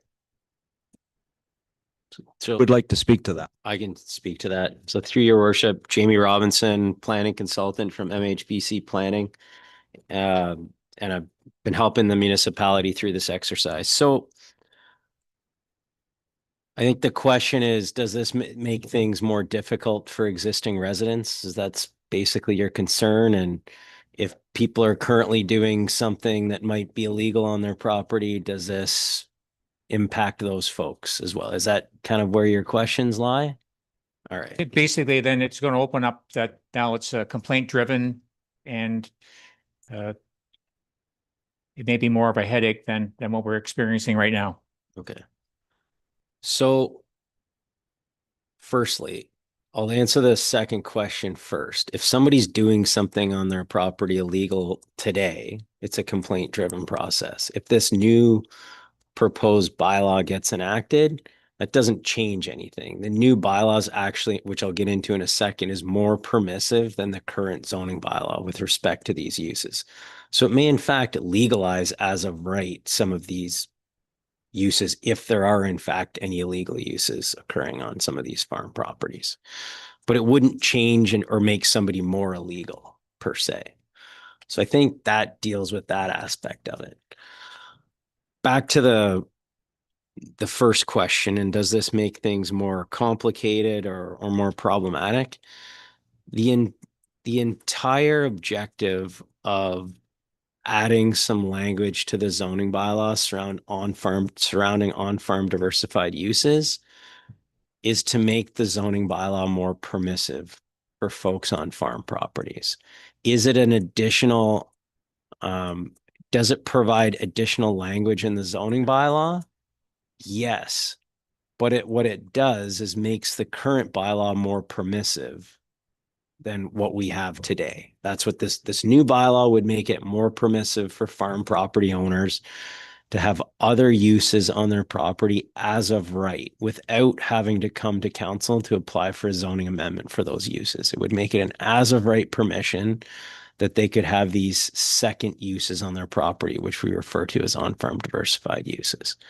So If you're thinking that the proposed bylaw constrains people more, that's not accurate.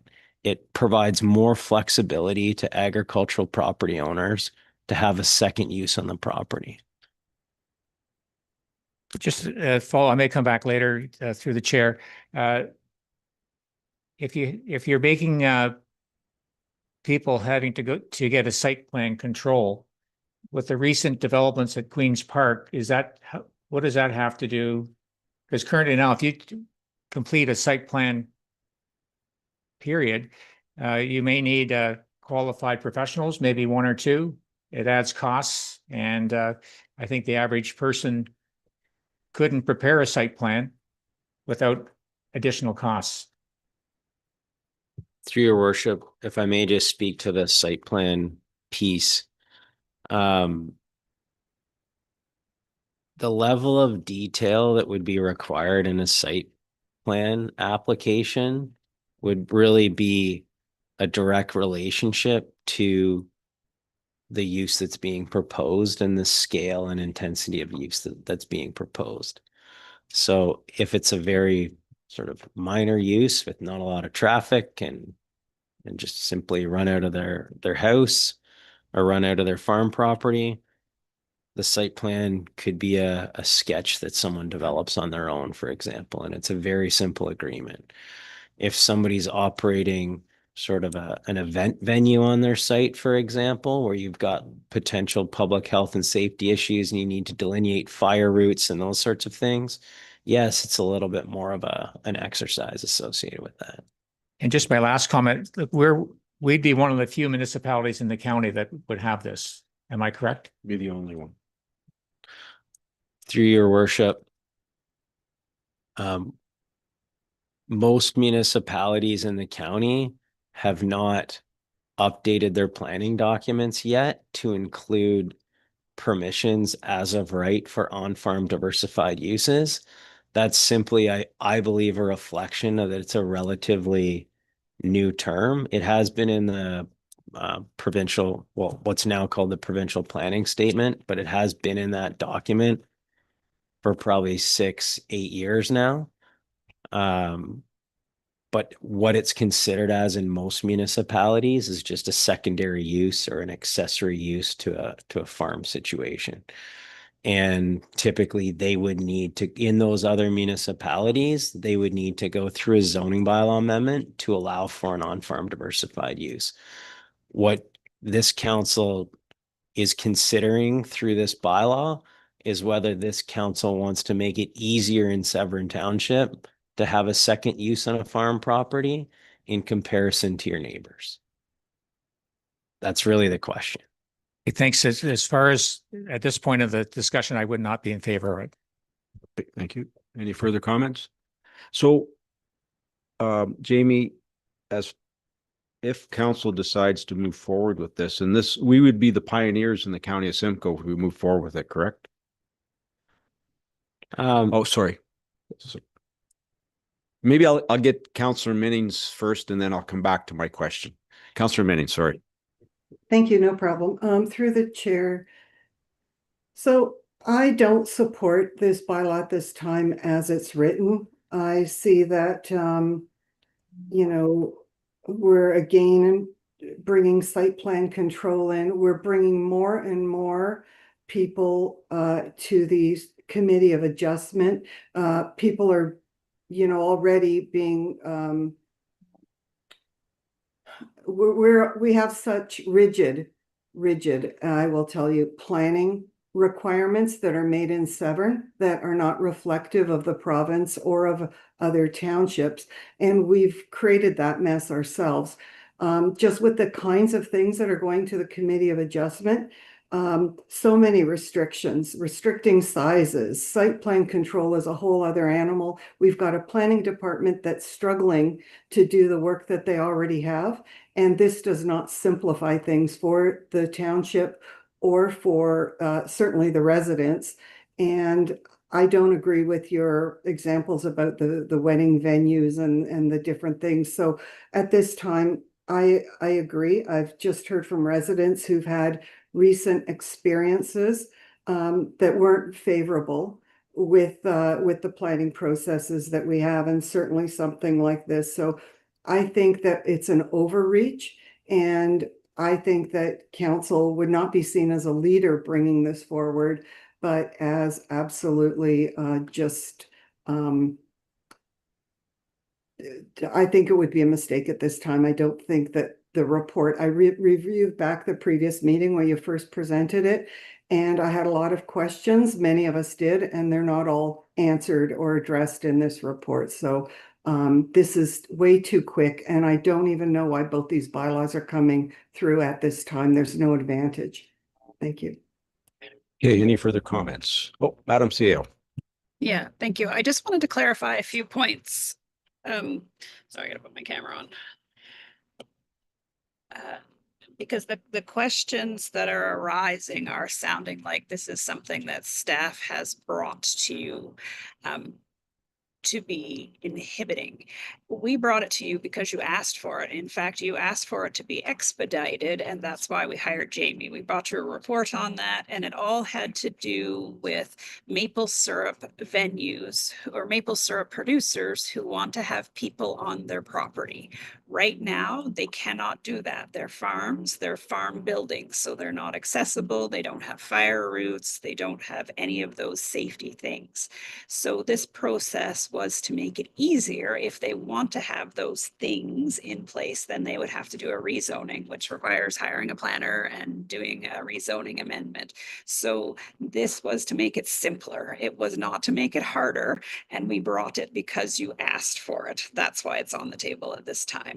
Thank you. And I do, and just in response, so thank you. I do agree, we did ask for it, but I would disagree that it's simpler. It's very restrictive. And, you know, for the simple example of the maple syrup producers who came to us because of the restrictions around being able to do what they want to do, it is restrictive. Other townships, if we're going to go that route, don't have site plan control so heavily involved or required in it. It's covered off in regular bylaws. So again, we did ask for it, but planning just seems to be so enforcement heavy and requiring people, frankly, to have to go and get Morgan Planning or some other consulting or firm to present. Nothing is simple. And I sort of take exception to, well, people can just draw it on a napkin or on a sheet of paper. That hasn't been the experience that I've heard from people. So it is cumbersome, and the feedback is hard. Yeah, we did want it, but it should be simple. This is absolutely not a simple bylaw that you've put forward, and I think it's too restrictive, so I wouldn't support it either. Any other further comments? So Jamie, my question, did I ask you? I can't remember what I asked you. Anyways, I got some questions I would like to ask. So if this gets approved, does the or maybe it's not a question for you, does the fire department go in, even if it was an existing business that's been up and running? Would they go in and ask the farm diversified industry, whatever it is, to put fire suppression in based on the size of their business? Katie. Through to the chair's comment, it depends on the business, and regardless of if this bylaw gets approved, that would happen. So the process currently, just to avoid any confusion, and again, council asked for that for this process. So if council doesn't want this process, that's fine. But the process right now is if someone is inviting members of the public onto their property, if someone is charging admission to their property, right? So that's basically what an on-farm diversified use is someone is charging admission to come onto their property, to tour their facility, or maybe it's a free day, but they're inviting people in to tour their property, to take pictures of their crops, to pet their animals, to view the maple syrup production. That's an on-farm diversified use. It could also be someone who has a welding business and members of the public are coming there as customers. But the design of this is mostly triggered towards people who are inviting members of the public on for some kind of experience. Okay, so there's a big rise in experience tourism these days. Anyone, you know, with relatives or people under the age of 50, I'll say, would know that. You know, it's all about the pictures on social media and the rise of this whole industry. So currently, if someone is inviting someone onto their property to pet their cow or view their maple syrup production, that's called an on-farm diversified use. Right now in the Township of Severn, that is illegal unless you get a zoning bylaw amendment and a site plan agreement. Every commercial business in the province of Ontario, if you want to do changes, changes including legalization, is subject to a site plan agreement. All of our neighboring municipalities in the county of Simcoe and the district of Muskoka put commercial businesses through site plan control. If the province eliminates site plan control in the future, then obviously that's something we'll deal with in the future. Part of what they were consulting about is eliminating it from residential developments, not commercial developments, but they could eliminate it from everything. I don't know. So right now, the process is that you need a zoning bylaw amendment. And during that process, the fire department reviews the proposal. What we've more commonly seen for these on-farm diversified uses is either people are converting an agricultural building to host many people inside of it, and in which case, yes, they would need the fire department. They would need fire suppression under the Ontario Building Code. The Ontario Building Code would regulate that it's going from an agricultural building to an assembly occupancy building. That is regulated by the province. The township has to enforce that? Absolutely. What we are hearing from most lay individuals who want to have small groups of people on their property is that they don't want them in their buildings. Perfect for us. You don't need a building permit. You don't have to convert your agricultural building. But will the fire department still go to the property? Absolutely. Because we need to know how emergency services are getting in, and the people who are running these businesses also should be concerned about how emergency services is getting in. Where are people parking? Where are people going to the washroom? Can you facilitate accessibility? All of those things are looked at during either site plan control or during an event licensing system, which I'll remind council again was a driver of this, right? We wanted the ability for our residents to be able to have 1 or 2 or 3 events per year where they invite members of the public onto their farms to see something or experience something. You cannot have that licensing system unless you put the zoning in place first. So although this looks like a crazy restrictive zoning bylaw, it's actually adding permissions to the zoning bylaw that do not exist today. And the permissions are tabled after what the province released in the on-farm diversified use guidelines, provincial document. Anyone can look those up. The 2% lot area, all of those provisions, that's where those come from. So right now, if you want to do any of those things, you need a zoning bylaw amendment application followed by a site plan or a special license if council goes that way. In the future, if this bylaw passes or something similar to it, you would just go directly to the site plan or the special licensing process. So right now, you need a zoning bylaw amendment. You need to hire a planner. If this bylaw passes, you don't need a zoning bylaw amendment. So again, this is for people inviting people onto their property. If there is a farmer who doesn't want people to come onto their property, this does not apply to them. If there's a farmer who occasionally fixes his buddy's tractor, this doesn't apply to them. If there's a farmer who occasionally welds something for someone, this doesn't apply to them. This is for people who are trying to invite members of the public onto their property as a way to generate additional income for their farm business. Thank you for that. So just to add to that, so say there's a welding shop and no one's inviting them on, they're bringing a piece of machinery on. The neighbor squeals to say that he's running a business. What happens? Through the chair, currently what would happen is that person would be given 2 choices from the municipality if someone complained. Currently, if someone complains, the situation you just outlined, township staff would tell them that they either have to shut down their business because they have an illegal home industry, or they can get a zoning bylaw amendment followed by a site plan agreement. If this goes through, this proposed zoning bylaw amendment that council initiated, then their options would be either shut down the business or get a site plan agreement. They wouldn't have to do the rezoning. just maybe add to that. So just in terms of costs, and again, we're not talking about just welding something up for a friend like once in a while. We're talking about running a welding shop out of a property. So the difference, we've done a bit of a cost analysis on what the difference would be. So under the current bylaw as it sits today, you'd be looking at about $11,600 approximately to do the zoning bylaw amendment and the site plan agreement. It would take you anywhere from 4 to 10 months to do all that. If council were to approve this on-farm diversified use bylaw that's before them right now, and that type of a use would become legal as of right, you'd no longer, to build on what Katie mentioned, you'd no longer have to do the zoning bylaw amendment because it would be a permitted use. The cost would go down from 11,600 to about $4,000. And the cost because that's the cost of a site plan application.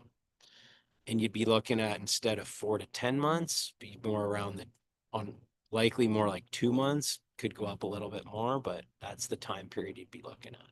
So it'd be a reduction in cost of about, I don't know, $7,000 and a reduction in time of anywhere from like 2 to 10 months. Thank you, Councillor Brent. Thank you, through the mayor. I support this. The fact that other people haven't done it means we're first, and being first works for me every time. Secondly, small businesses are a growing part of the economic pie. That's evident across the board. And sure our committee will talk more about economic advances as the election gets closer and things like that. But small business is important. Looking the other way is not an option. Our people should be safe that go on those properties. I do have wedding venues and so forth in mind. So there's some great businesses there. They need to be done right. We want everyone, including our fire managers, to be safe. I won't reiterate what's just been said about cost savings. It's obviously substantial, and the time savings are probably even more valuable to the small business owner. So for me, let's do this as far as I'm concerned. Any further comments? So just another question. So say somebody squeals on a neighbor and whatever business they're running out of their building. So now fire goes in, building goes in and finds out that there's some violations. Would the owner have to upgrade if he has one person a day coming into his area of business? Would he have to make it accessible? Like, do all these things fall into place as soon as a complaint is lodged and we go out and inspect? Katie? Through the chair, every situation, part of why planning is so complicated is that there are no two situations that are the exact same. So it's very hard to answer these hypothetical questions. What I would suggest to this hypothetical business owner who may have one person a day coming into their building is that they stop letting them come into their building and that they meet them outside. Because then all of a sudden, it's not a place where members of the public are coming inside, and then there's very different building code requirements. So coming onto the property has very different implications versus coming inside a building. So it's really hard. Like, if the nature of the business depends on that person coming in the building, then yes, they're going to have to upgrade it for accessibility, for the Ontario Building Code, etc. If you can meet someone outside the building, then there's going to be different requirements. So it really depends on the business. For example, we had a custom cabinet maker who decided after thinking about his options in terms of, does he want people? Does he want a bit of a showroom or not? Chose not to have a showroom because then the requirements under the Ontario Building Code were very different for if you're having people in the building or if you're just having people on the property. And large properties usually can accommodate parking, and they don't have a lot of civil engineering related issues or fire suppression issues if you're only having people on the property. So it's very hard to answer a random hypothetical until you know more about the proposal and more about the business. And that's where the site plan comes into play. Thank you, Madam CEO. And just to clarify, if somebody complains about the guy who's having one person a day to his welding shop now, he'd have to go through a rezoning. This on-site diversified isn't adding any requirements to him, it's lessening it. If we get a complaint, to Councillor Brennan's point, we can't unsee things. And you have to remember that a lot of this has to do with life safety. Like, it's all about bringing people to your property. And the reason we can't unsee it is because we get sued for everything. So if we know about something and we haven't addressed it, then you're on the hook for that, and the taxpayers are on the hook. So we're trying to encourage people to do things legally. And the people that are doing things not legally should also understand that their insurance is probably void. So if they have a fire, if they hurt somebody and they don't have the proper permissions to do what they do, they can probably say goodbye to their insurance. So it's to their value. That's one of the first things we say to people is, do you know you're probably not insured for that? And when they come looking for the township to pick it up, we're going to say there was no permits for that. There's no permissions for that. We can't help you. So don't think that your welding friend is negatively impacted by this. The impact will be greater without this. If someone complains, we're not driving around looking to see who has one person in their barn. But if we have a complaint, or typically where it comes from is we see advertisements on Facebook, come to my farm to pet my cow or tour my maple syrup production. That's when we come looking, complaints or advertising. Thank you. So let me go to, let's say you run a trucking business and you have 5 trucks, but nobody comes on your property other than the owners of the trucks. So would they bring their trucks and they park them and they're hidden, but somebody complains that trucks are running into their yard. What happens then if we pass this? Your worship, there's no real difference under the current, I guess the difference is this, is that under the current scenario, that would be illegal if it's not zoned for that use today, like under the current bylaw. Under the new bylaw, if this were approved, then that might fall under the concept of an on-farm diversified use, and it would be permitted as of right. It would be a permitted use. It's that decision though. Where is that documented that they make? Because you're saying on-farm diversified use. So these trucks are used for the farm. They don't need, so let me just, Okay, So- sorry. I'm assuming they've got a haulage business, let's say. It's not related to the farm at all. That an on-farm diversified use. So who makes that determination? It's like any other use in the zoning bylaw or any other use that's out there. Does it meet the definitions within the zoning bylaw to be captured by the term on-farm diversified use? And the definition in the bylaw is very permissive. So to be an on-farm diversified use, it doesn't need to be, the use doesn't need to relate to agriculture at all. So it could be a haulage business, for example, but what it does need to meet in this bylaw are the performance standards, which are, again, as previously mentioned by Katie, were carried through into this bylaw from a document that the province released, which is called Permitted Uses in Prime Agricultural Areas. It's a guideline document. So for example, you're permitted, if you were doing a haulage business on a property, it would have to be limited in size. So you could only have a certain area of the property that's dedicated to that secondary or that on-farm diversified use for the storage of those haulage trucks, for example. And it would be there's a relationship between the size of your property and how much land you can have dedicated to that on-farm diversified use. So for example, it's 2%. You can have 2% of your farm property dedicated to your on-farm diversified use, up to a maximum of a hectare, right? Yeah, up to a maximum of a hectare. So if you've got really big agricultural property, you can have more of your land dedicated to that on-farm diversified use. If you've only got a 5 or a 10 acre property, well, you're going to be constrained to the 2% lot area, so you can have less. So those are the provisions that are put into the bylaw to scale the on-farm diversified use. to be scaled to the size of the agricultural property. But back to your original question was, how does it work now versus this proposed bylaw? Now it would not be a permitted use. They need to come in for a zoning bylaw amendment. If this bylaw were passed, it would become it's an as of right use. They wouldn't need to apply for a zoning bylaw amendment. They wouldn't be operating illegally. They may need to apply for a site plan agreement, which if it was a haulage business, maybe there's some screening required, need to make sure it's out of sight, for example. There could be some considerations for that. But that's the difference is permitted by zone, not permitted now by zoning, would be permitted as of right.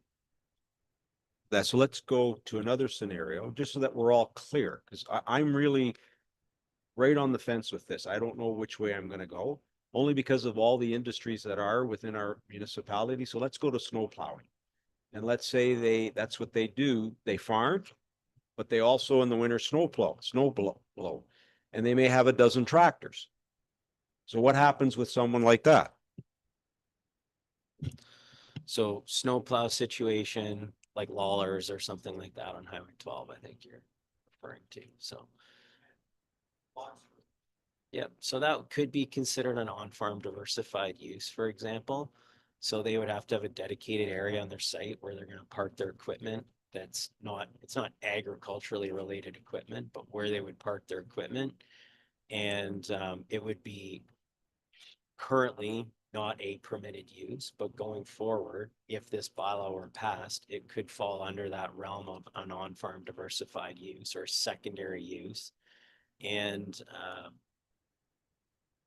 Sorry, Jim, you're saying it could fall. well, in the example you've provided, Yes. it would be an on-farm diversified use. So if they're running a snowplow or snow blowing business during the winter months, even though they farm 3 months or 3 seasons of the year, Yeah. the 4th season they use their equipment to subsidize their income, they blow snow. Yeah. Somebody squeals and says, hey, listen, I just saw 10 tractors come in this person's yard. Now we have to react.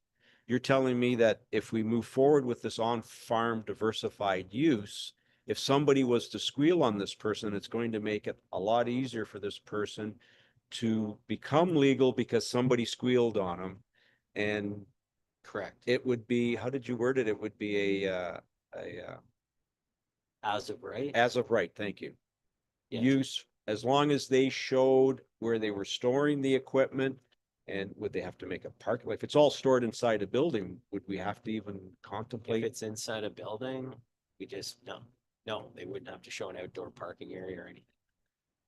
What other restrictions would have to be given to the owner that is running this business? Would there be other, you know what? I know that it seems funny, but these are legitimate complaints. This is No. why I'm struggling with this diversified, because it's going to open a Pandora's box for so many people. And I went on that rant before at the last meeting with this. Are we, and to Councillor Minning's comments, are we creating another layer that's going to hinder people that are trying to make a living? Think outside the box of what's going to happen to our residents. I want it to be easy. I don't want something to happen that's going to discourage what we already have. People are trying to make a living at what they're doing. Is it another layer of government that's just going to hinder what they're doing? That's my concern with this. So if someone could just answer that and tell me that this is going to help, not hinder whatever one is doing in this municipality. Not this one, because we're going to be the only one in Simcoe County. This will be the first. To Councillor Brendan's point, we would be the first. But I need assurances that it's not going to discourage or hurt any of the businesses that are now working without the public. I understand the public portion, that one we need to take care of. Without public coming on their property, these people are just trying to make a living. There's nobody coming on their property. So, to your worship, the where I started today, if you remember the very first statements I made, it was that the purpose of this is to make it easier and more permissive for people, which I equate those words with helping existing property owners. And this is all about fostering economic, it's an approach to foster rural and agricultural economic development. So that's what we're doing here. If you're still on the fence, so to speak, one thing I could offer is that we can do a council education session to educate, because I understand that you don't want to make a decision potentially if you don't know what the potential ramifications are. So if you are on the fence, so to speak, and you're not sure, rather than deny it, we could have a council education session where I would request, if we are going to do that, that if you come say, Katie and Jamie, here's 10 examples that I've know about, or I'm 10 examples in the community of potential uses. How would each one of these play out? And then we can come to that meeting and educate council on how each of those scenarios would work, and then you can make a decision on it. Thank you can very throw in much. 3 or 4 of them to add us today, but I'm sure there's others, because I think we've got 2 members that are not here. I am still a little confused. I'd like to reach out to some of the owners that are in this township to see what their concerns are. I'll come back with a list. And I think that's a great idea, rather than make a hasty decision. I understand what we're trying to do here, and I appreciate all the work that's gone into it. And I thank each and every one of you. But again, I think that's a great idea for all of us to better understand what may or may not happen, rather than make a hasty decision. Madam CAO. Thank you. A list based on your knowledge is great. I would caution you on reaching out to people, because if you have knowledge that people are illegal, I would not like my head of council to have that. Okay. Thank you very You're much putting the for, municipality in a very bad place. well, there's no public that's coming. I was reached out. I won't tell you where, but they have no public come on their property. Respectfully, your worship, I think your definition of public is interesting, because if someone has 5 snow plows, he's not driving them all. No, he has. You're right. 4 other people are coming on his property. Where are they parking their own vehicles? Where are they going to the washroom? This Anyways, is I don't need to exactly debate the this with you. concern that I have. Now, WSIB can take care of that. But anyways, thank you very much for that, Jamie. That's a great idea. Thank you. The other members of council feel that way? Yeah, so you're saying defer it, is that? Yeah, we'll defer it and we'll come Yeah, back yeah. with some questions and have an educational session. So we better understand, because this is huge. This isn't, thank you. I don't feel that way. I feel we should pass it, but Okay. I've spoke my piece. Do we have a motion? Oh, Councillor Mennies, go ahead. Yeah, no, thanks. I do agree. I need more information. I'm not ready to pass it today, but from the education piece, from the lens of supporting and really advocating and encouraging economic development and people to have businesses and opportunities to generate incomes. So that to me is good. And I think the examples the mayor gave were good. But there have also been people who've come forward to meetings, etc. So it's not all an anonymous thing. There are some real examples that we can pull from, like the equestrian one that's in your report. So anyway, I think that is an important thing. It's a new bylaw, and yeah, I would welcome that. But we want people to be able to use their land and do it properly. The last thing we want is someone going in with an enforcement lens because they weren't doing something correctly. So that's why I said it did appear to me to be restrictive, and I would welcome the opportunity to see some examples, fictitious or not, about how it's actually not restrictive, because I don't still see that. Thank you. Any further comments? Do we have a motion, Madam Clerk? Thank you. Yes, the motion reads that planning report number P26-023 dated June 3rd regarding a proposed township zoning bylaw amendment on farm diversified uses be received, and that council hold an education session on the matter before the bylaw is considered. Mover and a seconder, please. Moved by Councillor Minning, second by Councillor Taylor. All in favor? That's carried. Thank you. Moving on to 3.2. Pull 3.2. Okay, Councillor Taylor. Okay, I think education time for me here. The accessory dwellings, can you go over the rationale there? And correct me if I'm wrong, but an attached garage to a house is classified as an accessory dwelling.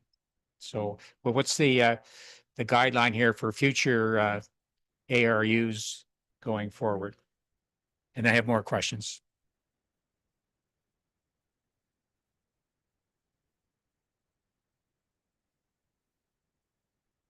Okay, you answer. Okay, sorry. Through the chair to member Taylor, we're gonna go back and forth between Jamie and I here. So our existing zoning bylaw that's been in place since 2010 defines an accessory building or use as something other than the primary building or use. So on an agricultural property, a primary building or use is any agricultural building. On a residential property, the primary building or use is a dwelling. So an attached garage is an accessory use and an accessory building, but the number of three that people have talked about, 3 accessory buildings, are standalone buildings. So an attached deck is an accessory use, an accessory structure. It doesn't count towards the 3 because it's attached to the dwelling. So the attached garage is an accessory use. It's an accessory structure. It is not a separate detached building, and therefore it doesn't count towards the 3. So clear as mud, I know. And then I think Jamie can speak to the rest of that, unless you have other questions about the 3. and So, then so in simple building. terms, if you have an attached garage on a house and a separate garage and an ARU, am I maxed out? No, through the chair, you have 2 detached accessory buildings in the scenario you just described. You have a detached garage and a detached ARU, so you would have 2 accessory buildings for the purposes of the maximum of 3. And can I have a secondary unattached ARU?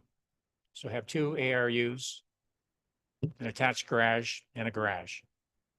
So the way through the chair, the way the bylaw is written is that you could have 1 detached ARU and 2 attached ARUs and 1 detached ARU. Currently in this township, you're already allowed one attached ARU because we call them accessory apartments. And sorry, through the chair, I'm not sure if Jamie wanted to answer the first part of Member Taylor's question, but I don't recall what that was, so we might have to Good. come back. On that same point, could I just get a clarification, just following up on that? So if someone, and I see this in my ward, converts their double garage to a grandma apartment, if you will, what is that now? Is that part of the main residence or is that an accessory? Through the chair to Member Brennan, we've had tons of those examples over the years here because we already allow what we call an accessory apartment. So if you have an attached 2-car garage, that was an accessory use. And an accessory apartment, also an accessory use. So that was already allowed under our current provisions. So the terminology just has changed, right? The last few years, the province has come out with these ARUs, additional residential units, or some people call them ADUs, additional dwelling units. So you are allowed, if this bylaw goes through, 2 attached or as part of the main dwelling, and then 1 exterior or detached from the main dwelling. So council will recall that a lot of applicants have come before us in the last few years to have standalone or detached dwelling units as a second house on the property or, a second unit on the property. So this bylaw would enable that. I think they're pulling up the diagram that Mr. Robinson might want to speak to.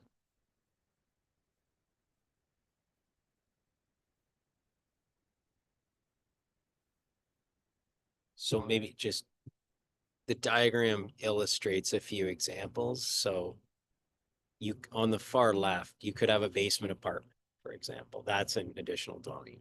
The second one in, it's got the blue and on the top.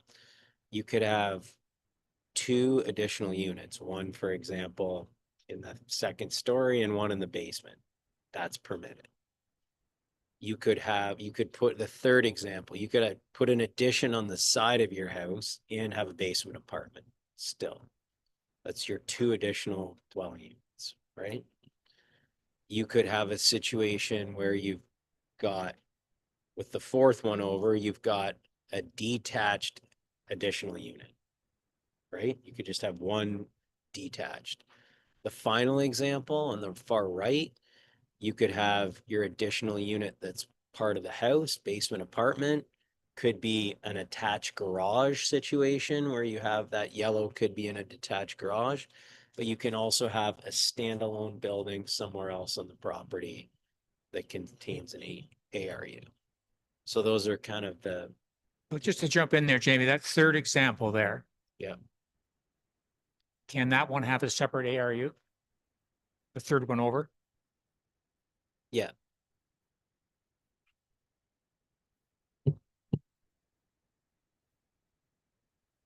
You have an attachment to the house, but then you'd have a separate ARU. So just to be clear, you can't have on the number 3 there, you couldn't take that and add another ARU that's separate. You can have a maximum of 2 ARUs plus your main dwelling unit. So 3 total units on a property, 2 ARUs and a main. So number 4, you could have another ARU, is that correct? Number 4? Yes, number 4, you could attach one, you could put one in the attic, you can put one in the basement, or you could do an attached garage. Okay. Sorry, through the chair, if I could, I just also wanted to reiterate that number 1 is currently permitted right now. Right? So you currently in our municipality, we allow number 1, and we've had many applications come forward that council has approved for option number 4, right? We've had lots of people through site-specific zoning bylaw amendments come through to have the example described in number 4. We've also had site-specific rezonings for the example described in number 5. So I just wanted to remind council that we have seen demand for this type of build form, not necessarily for number 2, but we definitely have had applications for number 4 and applications for number 5 come forward before council on a site-specific basis. And this is what the province is pushing towards. It's already permitted in fully serviced settlement areas as of right by the province. So what we're doing is trying to open that option up to people on rural areas. And of course, still your septic would need to be sized appropriately if you're in the rural area. You would need to meet your setback provisions. You would need to meet your lot coverage provisions. So a lot of properties would not lend themselves to having, say, for example, option 4 or option 5. It just depends on the property. As I said before, there's no 2 examples that are the same. So it's going to depend on people's properties, but this gives people who live in the rural areas of our township the opportunity without going through a zoning bylaw amendment to have option number 5 or option number 4 or option number 3 if they choose. So Katie, just further to your comments you just said, so where they place their ARU is based on all that stuff you just said, correct? So even though they may have a vision that they'd want to put it here, now we'd have to sit with them and say, well, there's all these restrictions that are outlined by the province. This is where you need to place it. So that's how it would work.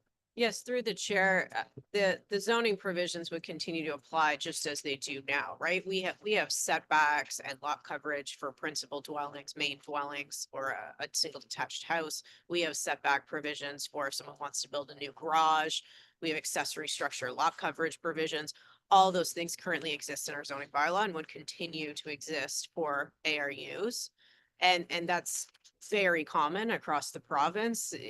Zoning is supposed to make good neighbors, right? No one wants a dwelling unit 1 meter from their side lot line of their backyard, right? So that's the whole goal, is that in general, land use planning is supposed to make better neighbors by encouraging similar land uses together and by encouraging, setbacks, especially in the rural area, right? If someone has a small property next to a large property, you don't want those people, building right up next to you, right? Especially if they have a large property, then they're going to have larger setbacks.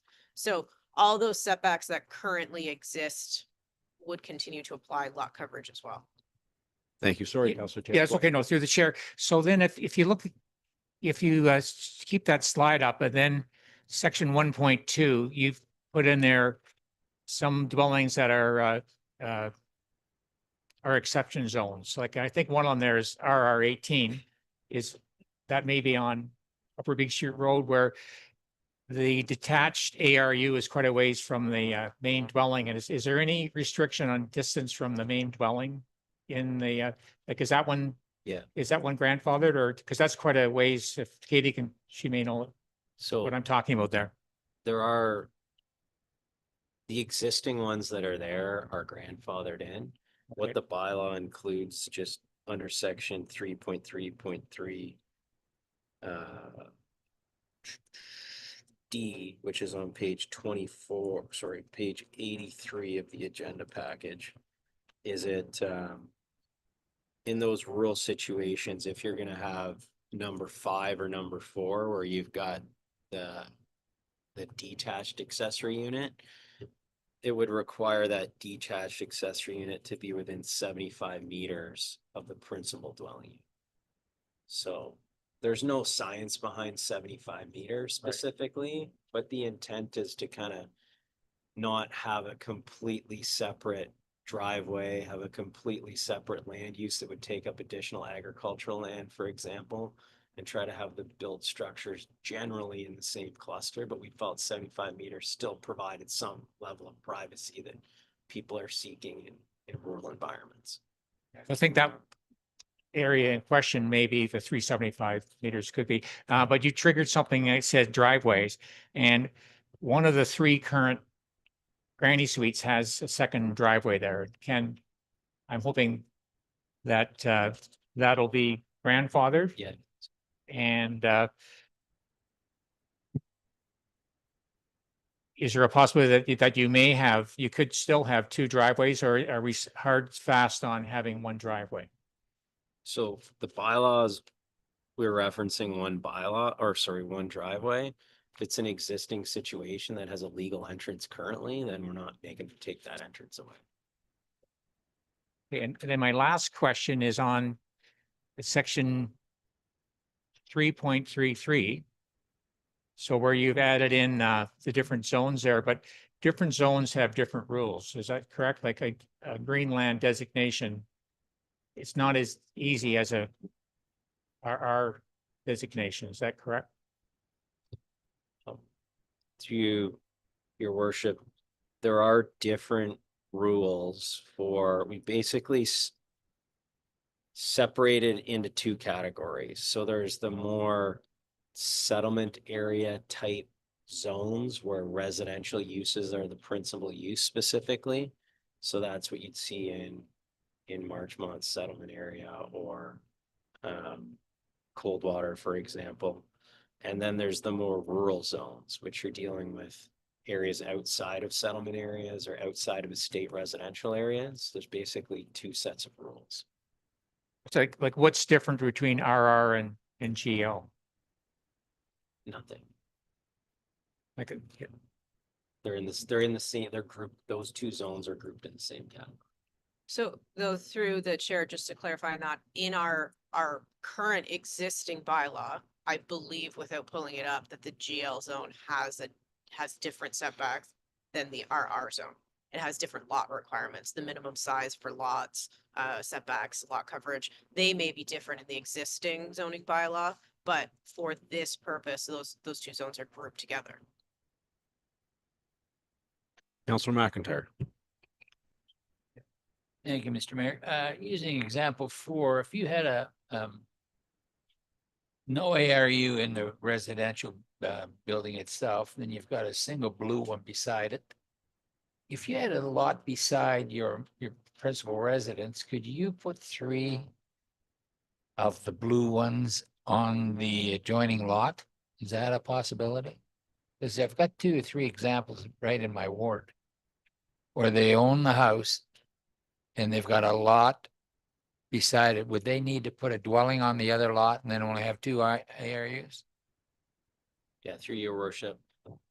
If it's a separately conveyable lot, which is I think the scenario you're talking Yes. about, any dwelling that gets constructed on that lot would then become the principal dwelling on that lot.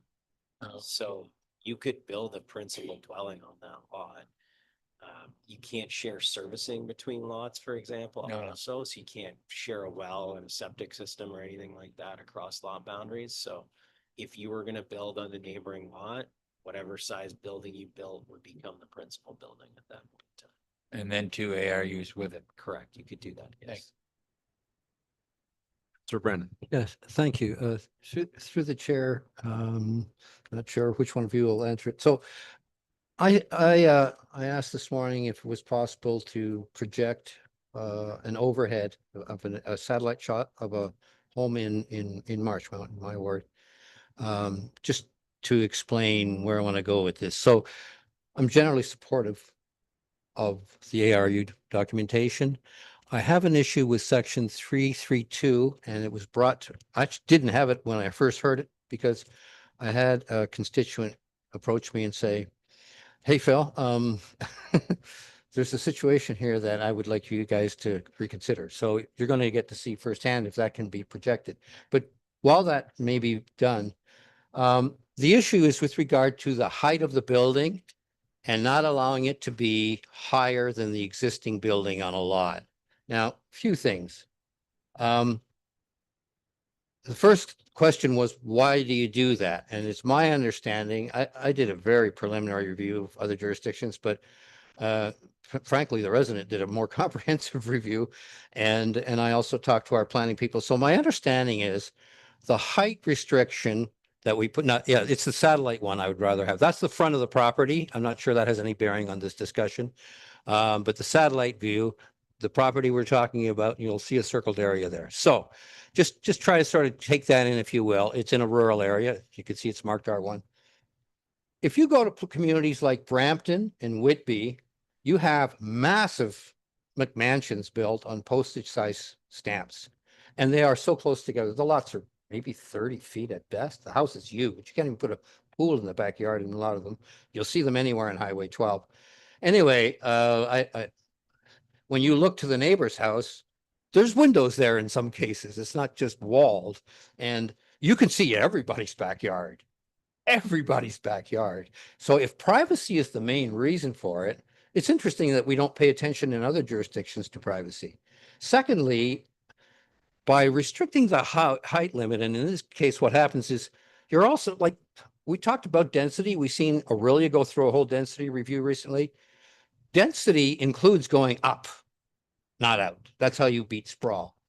So, and also regular zoning, for instance, if this guy on this beautiful home wanted to build a turret on top of it, he would go through, as I understand it, and correct me if I'm wrong, he would go through a site-specific zoning bylaw, and if he met whatever criteria are involved, he could do it.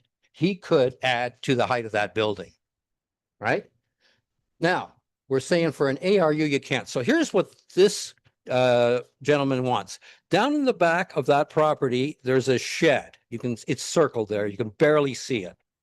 So he would like to take that shed out, put a garage on the bottom, and an ARU unit on the top. That's what he's proposing to do. Now, the chances of, and that would make it 2 stories, which would be illegal as I understand it. Now, if you look to the right, he's on a corner lot.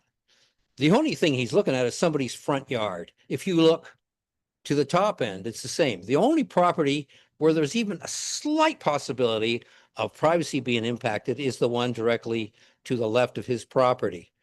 And you would have to stand on top of the trees on that property to do that.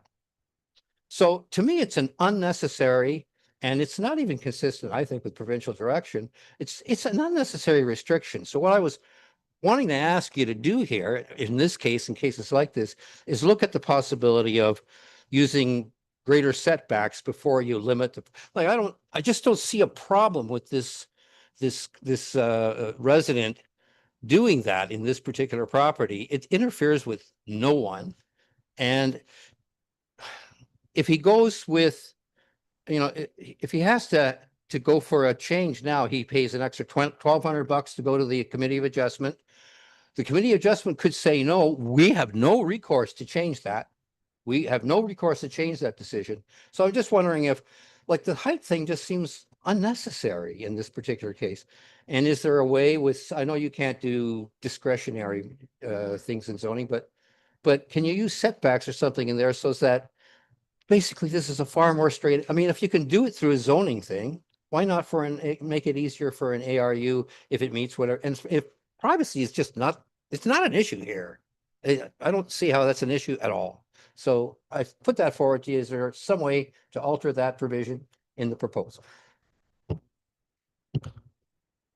So I think I'm gonna, through your worship to the counselor, I'll address the end of your question first, because I think that's the pointed one is there a way we could increase setbacks, for example, to allow for second stories? And then I'll get into our thought process behind why we required that reduction in height in these instances.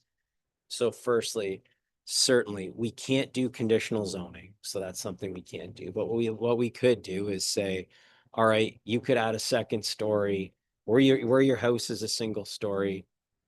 I guess our options are this: where your house is a single story, we could say, yeah, as of right, 2-story garages are permitted anywhere. We could do that. We could say where you've got a bungalow, you could do a 2-story garage if your setbacks are doubled, for example. Instead of just applying the standard side and rear yard setbacks, we'll double the setbacks. That gives a better opportunity for buffering, for screening, to decrease the potential negative impacts associated with overload. So we could do that sort of a thing.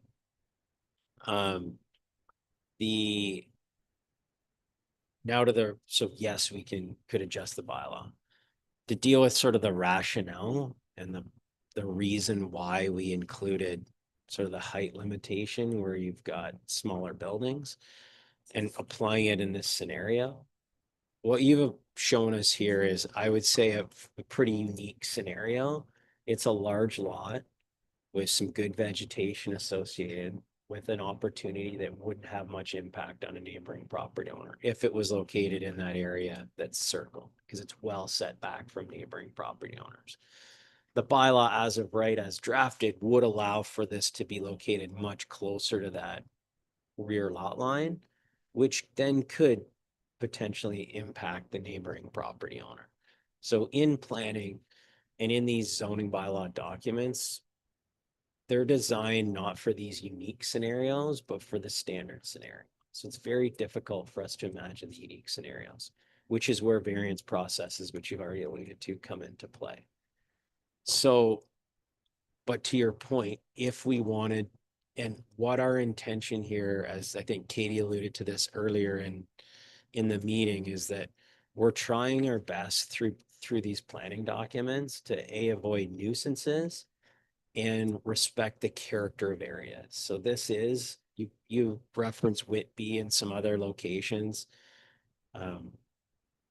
We recognize Severn Township's character outside of those serviced urban areas like Coldwater and West Shore is pretty large lots that are pretty spacious. So introducing an accessory, an additional dwelling unit close to someone else's house that might be in their rear yard, we think that could result in landowner conflict by allowing that as of right, which is something we're trying to avoid. So just as you have a resident coming in now saying, hey, I should be able to do this, I'm not impacting anybody.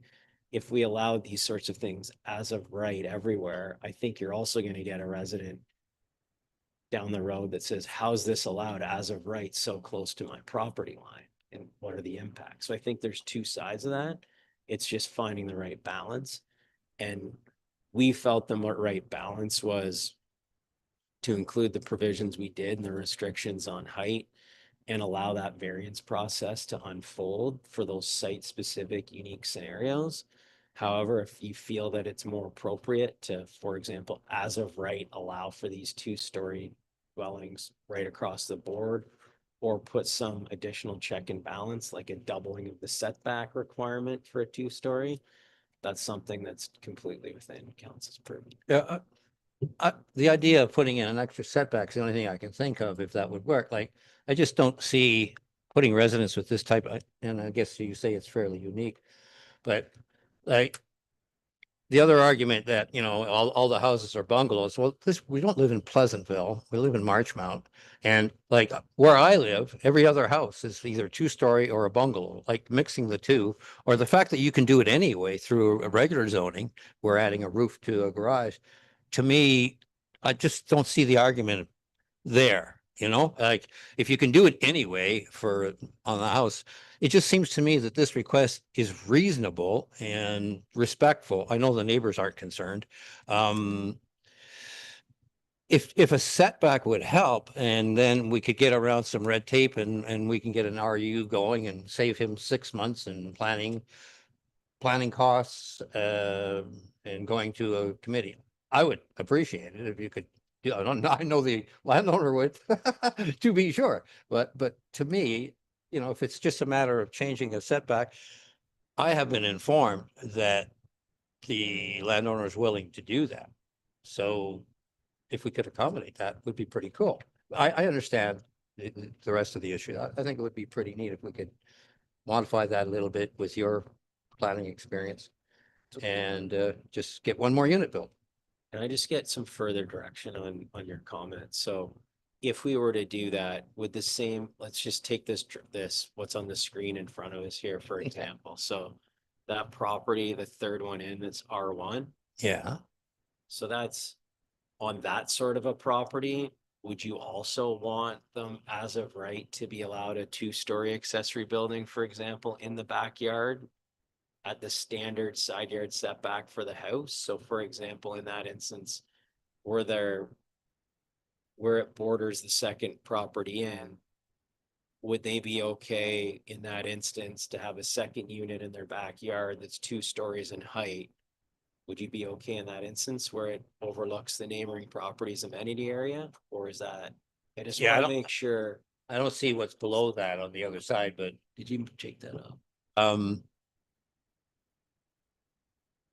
Just because I just want you to bear in mind. Yep, no, everybody, I hear that where you're going. You will have instances where there's pools and other things in people's backyard.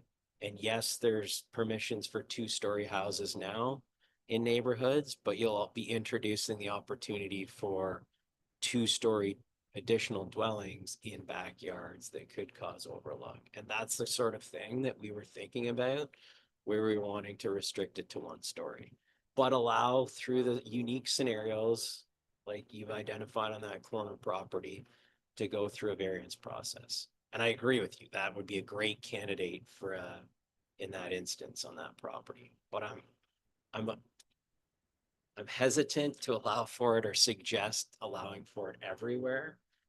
For the example of that third property in, putting 2 stories on that shed, for example, in the backyard, which would overlook a pool directly on the neighboring property. Like, I think you'd get more concerns from residents on those instances. And I want to make sure you're very clear before directing us to make changes to this. So we have height restrictions, do we not? We do have height restrictions. Through to your worship, there's currently height restrictions in the zoning bylaw for accessory buildings. Again, what this proposed bylaws includes is that if you're doing an ARU in an accessory building, that you're basically limited in height in those instances. What's the suggestion is remove that height limitation so you could go standard 2 stories sort of across the board. Yeah. I just raise that as a potential. no, I understand. Fair enough. But it just seems, if I was building an ARU in my yard, the idea of having a garage underneath it actually makes a lot of sense, right? It sounds like a real smart way to build to me. And certainly in his case, I can't judge on those other ones. I don't have the planning experience there. I just know what I see on his property and I go, oh, and by the way, I just want to be clear. I did get the landowner's permission to post this picture this morning. So I am not violating anybody's privacy here. I don't know. I would love to be able to resolve it for situations like this, but I'm not enough of I don't have the planning background to sort of twist that too much. Go ahead, I'm Katie. not going to try. Through the chair, I just wanted to point out something. We do housekeeping amendments here, usually every 2 years, it seems, for the last few years. So this is a brand new provision, right? This is a brand new allowance, which we basically brought because of the provincial initiative, but also because a lot of people are coming forward with applications, site-specific rezoning applications, right? So we're trying to save people from going through site-specific rezonings by allowing this as of right in our bylaw. But I think it's important to realize we as staff come forward with housekeeping amendments to try to eliminate minor variances. So if we put it as worded in our bylaw today, the bylaw is on the agenda today. So I just wanted to remind council that any amendments or changes to the bylaw would mean the bylaw does not pass today, right? Because it is on the agenda today.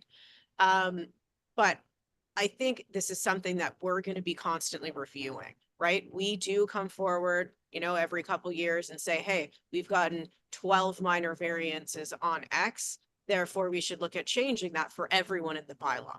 But in some instances, I think, as Jamie mentioned, it's appropriate to look at some situations on a case-by-case basis. The neighbors get notice, they have an ability to weigh in, right? But if you make it as of right, allowed totally blanket in the zoning bylaw, the neighbors don't get notice, and that's generally when staff hear from people. So I think, that's something we can keep an eye on. If a lot of people start coming forward for applications, then, maybe that's something we reconsider in a year or two. But it would be our recommendation, as is laid out in the report, that we move forward with what's there today in order to accommodate people who literally have been waiting a long time to try and get this provision put through. We have building permits starting to come in, knowing that these are the provisions starting to get through. And unfortunately, it means, if this person wants to proceed, they need a minor variance. But that's not the kind of minor variance they need to hire a planner for. That's the kind that staff could easily help them through. So I think it would be a thing that we, could just keep an eye on for future housekeeping amendments. I respect what you're saying. I get that. And this is important to move ahead on. It won't help this person. There's an urgency around and I suppose in a lot of cases there is for building these things, it's a family thing. But yeah, I hear you. Yep. Councillor Minnings. Thank you, through the chair. So I thought that was a great example that Councillor Brennan just brought forward. And I'm going to go to page 2 of your report that speaks to the township will be better able to meet current and long-term needs of the community, encourage appropriate mix of housing options, including more affordable housing, and provincial legislation requires municipalities to accommodate ARUs on residential lands. So as I was listening to the responses to this particular example, it's not moving us forward because it's exactly as now. You want to put something in your backyard, go to staff, they'll help you figure it out, and you're probably going to end up at the committee of adjustment like everyone else does for a minor variance. And that does not streamline any processes, and it is expensive, and residents are at the mercy of a committee to approve or not, and council has no recourse. But what's here now is the bylaw. And we actually, I would say to that example, we absolutely can adjust the wording that's in this bylaw so that that doesn't become an issue going forward. And that in this example, like so many others, that they don't have to go through that process. That's what the purpose of this new bylaw is to promote and actually lay out the provisions of ARUs and not have to go through our current process, which is, I think, very staff process driven and certainly doesn't give you the result you want at the end. So just a couple things. You mentioned the size and heights and all of that. And I know the consultant said, well, maybe we could double the lot lines in people's backyards, like the requirements for distance. But I'm suggesting in my comments, get rid of all the restrictions in this ARU, size, height, lot lines, because they're all different for houses versus ARUs. And I don't think they should be. So we already have them for homes. Why are we doubling them or tripling them or saying, well, this place has a tree and this place has a pool next door? That's not the purpose of a bylaw. That's exactly what we have now. So I think that we need to streamline all of those restrictions that are in the bylaw. It is a fact that we don't have enough affordable housing in this township, and I don't think we've made any inroads, certainly not in my area. I'd love to see more affordable and more diverse kinds of housing built, but yet that's not what's happening. So having someone be able to do that on their property, I think is the opportunity. So I think we need to relax those things around the bylaw. I will say that Severn is the only township, based on what my understanding and research and conversations, we're the only township that considers an attached garage an accessory use to the house. I just would like the consultant to provide feedback on that, because he has a vast sort of knowledge of what other areas do. Is that right, that we're the only township that considers an attached garage an accessory use to the house? Go ahead, Jamie. Through your worship, I'm not sure if you're the only one, but there's definitely municipalities that consider a garage not to be an attached building. You will have to update. You've recently approved your official plan. You are going to be updating your zoning bylaws. So that's something that can be taken a look at, the definitions and how those terms are defined through the update to your comprehensive zoning bylaw, which. Okay, I haven't found any others that state that, and I think that's something we should take off of that little image of all the different houses and the different scenarios, that an attached garage is not considered an accessory building. So that's something I think which is in council's purview. And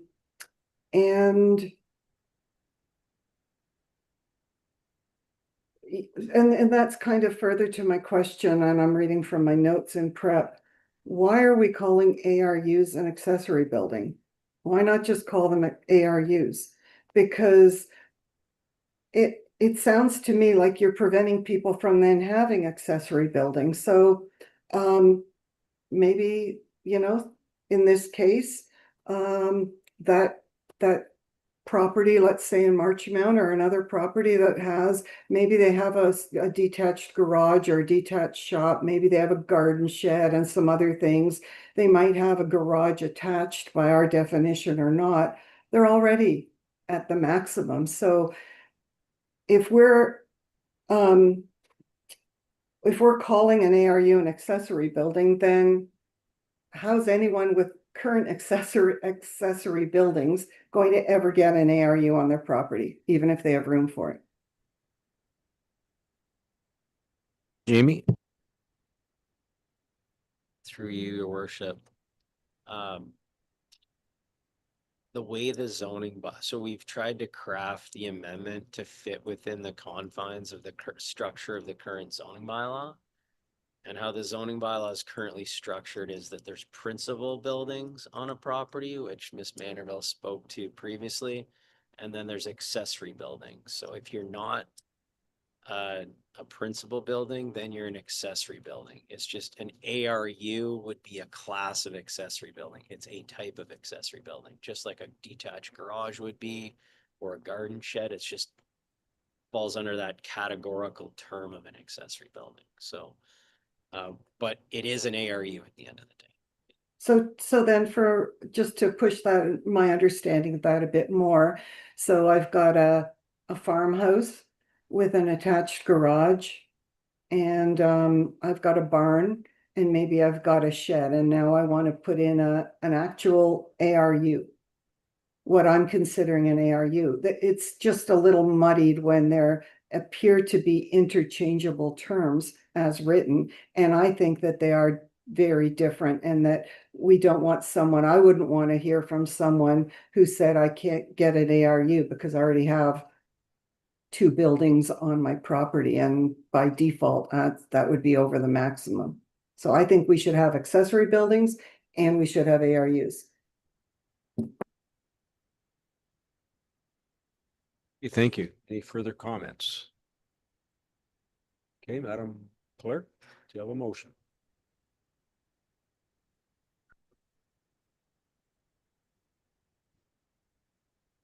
So the motion would be the bylaw as presented.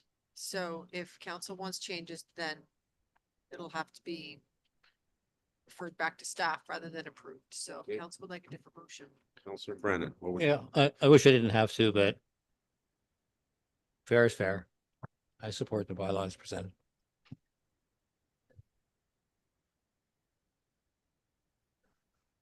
Motion then, is then that planning report P 26-032 dated June 3rd, 2026 regarding proposed township official plan amendment and zoning bylaw amendment, additional residential units be received.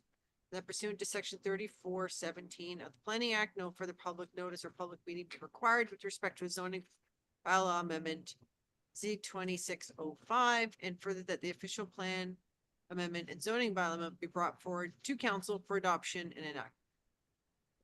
for in a seconder, please? Moved by Councillor Taylor, second by Councillor Brennan. All in favor? That's carried. Thank you. And I suggest at this point that we take a 30-minute lunch break. 30, how about 15? How about 30? Okay, 30.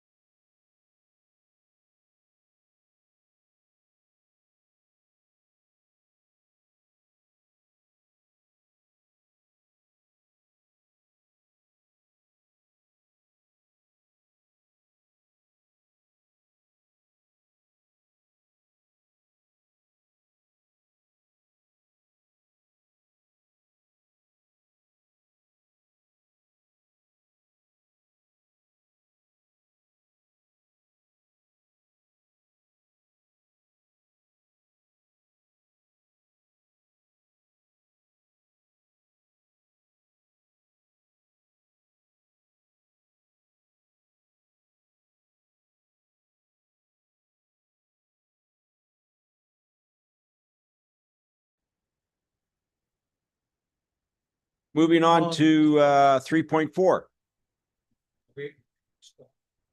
We do. That's you.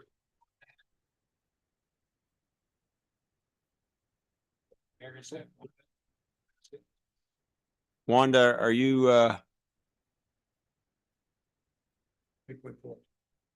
Well,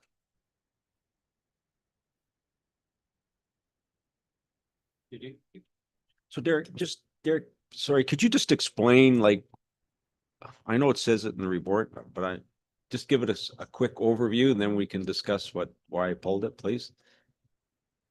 Yeah, thank you through the chair. So the procurement bylaw update that we have prepared really just reflects two critical components. One is the Ontario Buy Act, which is some legislation change that came into effect fairly recently that requires a preference for Ontario built products or Canadian built products, but specifically Ontario, and that we can come up with a framework on how to evaluate that in the bid submission. So our lawyers kind of gave an idea of what this would look like and prepared this policy update so that we could start enforcing this. The second one is just an overall threshold increase, because we do public procurement process, basically anything over 50,000. And that is fairly resource intensive. Our neighboring municipalities generally go to about 100. So we think that's a reasonable threshold for doing a public procurement process. So I think the only thing I'm struggling with is when it says here, in addition, staff are proposing to remove the requirement to report procurements exceeding 50,000 to council. And I don't think I need a report. I don't know how other members of council, like, for example, when the culvert went here on Wayneman, hey, to council, there's a culvert that needs to be replaced, not sure of the cost. I think I just want to be aware and maybe later give us a cost, but to not have that in and not know that, this is without 100,000 triggering council to know, I think I would just leave that portion of it the way it is. Go ahead, Derek. Oh, through the chair. Yes, for sure. The transparency and having good communication is key. The reason we recommended a removal from the bylaw itself is that it's very prescriptive. It requires a report to council, a staff report to council on the total value over 50,000 every time. This information is very public, so any of this bidding that happens over 50,000 currently and what would be 100,000 is published online on Bids and Tenders, our bidding platform, and is also readily available to basically anyone, including council members and the mayor, at the finance department's office for review. So we think there's lots of ways to access this information that's both readily available or can be sought out easily. That this is just an additional staff report that's kind of unnecessary, but fair enough. I don't know how the other members feel, but I would like to just leave it the way it is. Yeah. And then leave the rest of the stuff the way you have it. It's okay with me. Other members of council want to weigh in? Have a motion other than the leave the 50, the staff are proposed to remove the requirement to report procurements exceeding 50. Just leave it the way it is. At 50.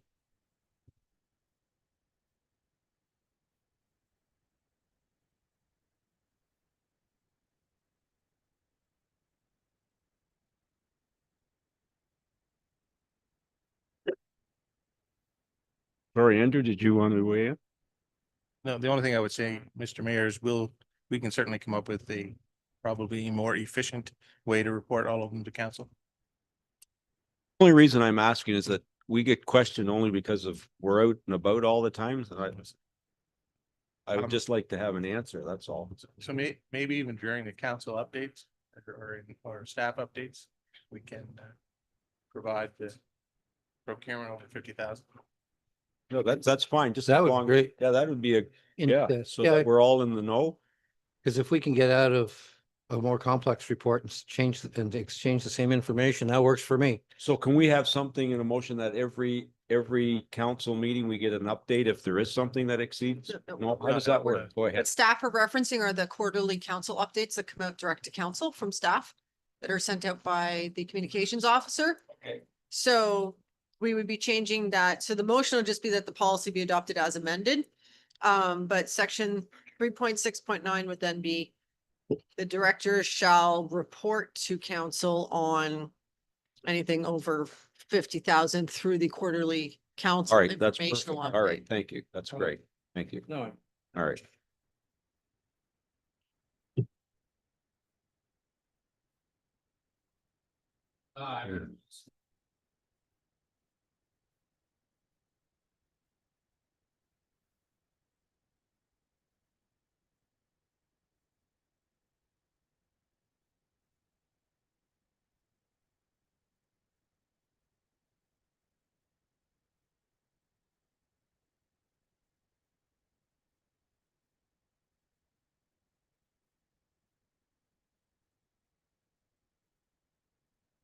Okay, so if there aren't other questions, the question then is that finance for the board.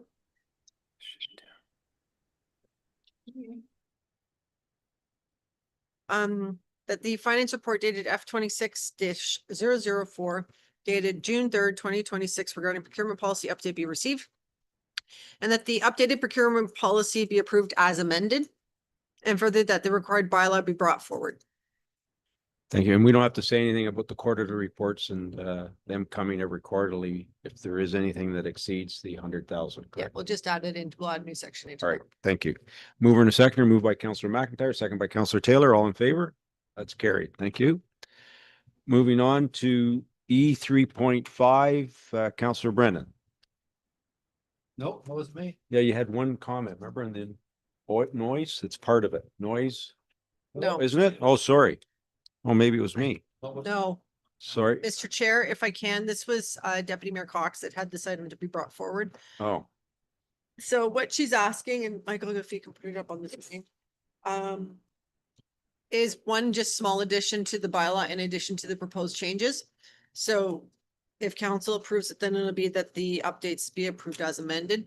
So what we're looking to do is add 6.1B to the bylaw. So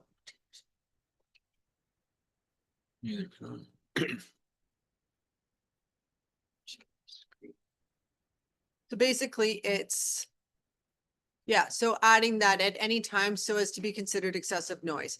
So with respect to our noise bylaw, we have prescriptive hours and fixed hours in general for most things, right? So Sunday to Thursday, noise limits come into effect with a couple other times for construction. At 9 p.m., Fridays and Saturdays, you can go to 11. With the exception, and already exists for 5.1, and we just want to add it to 6.1, that at any time so as to be considered excessive noise. So we have addition for and a definition already for excessive noise in the bylaw. And this gives us and our officers the ability to attend something that is exceptionally loud, even if it's in the permitted hours, and say, you need to turn it down. Perfect. You're beyond what would be reasonable, right? So to Deputy Mayor Cox's point, I think it was on the 20th, where she wanted the idea of a bit more of a 24/7 control. This allows the officer the discretion to do it when needed, but doesn't put it as of a requirement and a hard line on the change of hours into the bylaw. So it lets us address it more on an individual basis. If we have that excessive noise on the hooting and hollering thing that kicks in before 11 p.m. on a Saturday night or before 9 p.m. on a Thursday evening. If someone's above and beyond, so meets that excessive noise threshold, then staff would still have the ability to attend and issue a fine and a penalty if needed. So it doesn't create a hard and fast change to the standing hours. It deals as more as a unique one-off circumstance when it's appropriate. any comments? Okay, Madam Clerk, do you have a motion? Are you okay, Councillor Minnings, with that? Thank you. So with that, so the motion then reads that Administration Report A26-23 dated June 3rd, 2026 regarding an open air burning and noise bylaw housekeeping amendments be received. And that the draft amendments to the open air burning bylaw and noise bylaws be approved as amended. And further that the required amending bylaws be brought forward. We're in a seconder, please. Moved by Councillor Taylor, second by Councillor Brennan. All in favor? That's carried. Thank you. Moving on to 3. Sorry, all I wanted to know, do we know what size they want, how much they want to expand the school by? Did they actually let us know? Through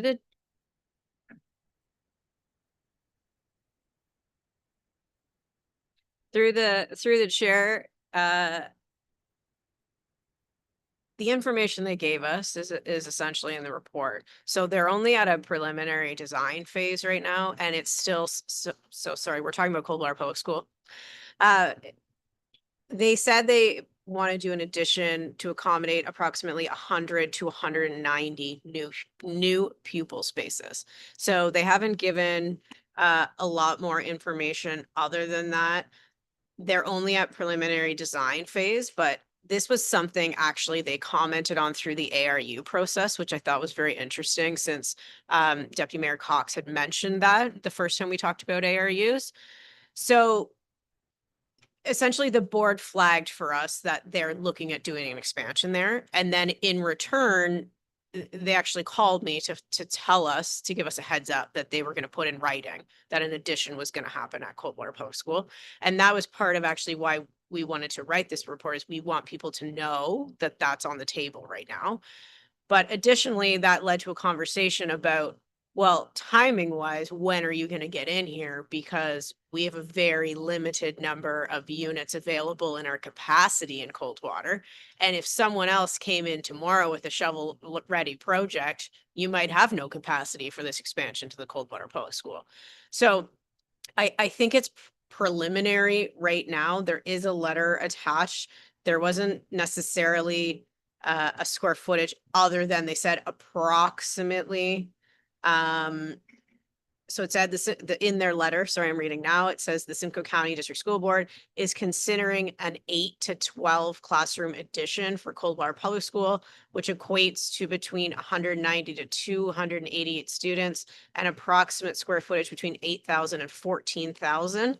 The board is still determining whether a larger gym can be provided, which would result in an additional 4,500 square feet, including 3 to 5 non-teaching staff. The wastewater capacity ranges between liters per day. So there is some preliminary information in there, but nothing set in stone. And the way funding works is that they have to ask the province to do this addition, and they don't have the money or the guarantee from the province yet, but they've made it a board priority. So the trustees and the people that be at the school board have indicated that this is their priority. This is one of their priorities for this coming year.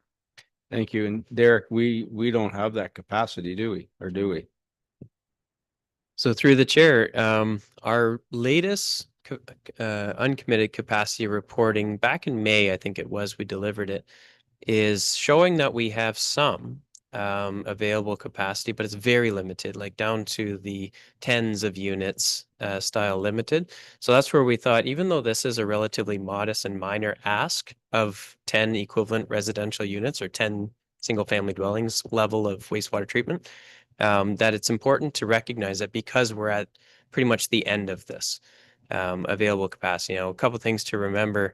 We do reserve 5% throughout the community for additional residential unit development to support the ARU policies we were just talking about not too long ago. That allows for infill and a higher densification of some existing lot fabrics, if you will.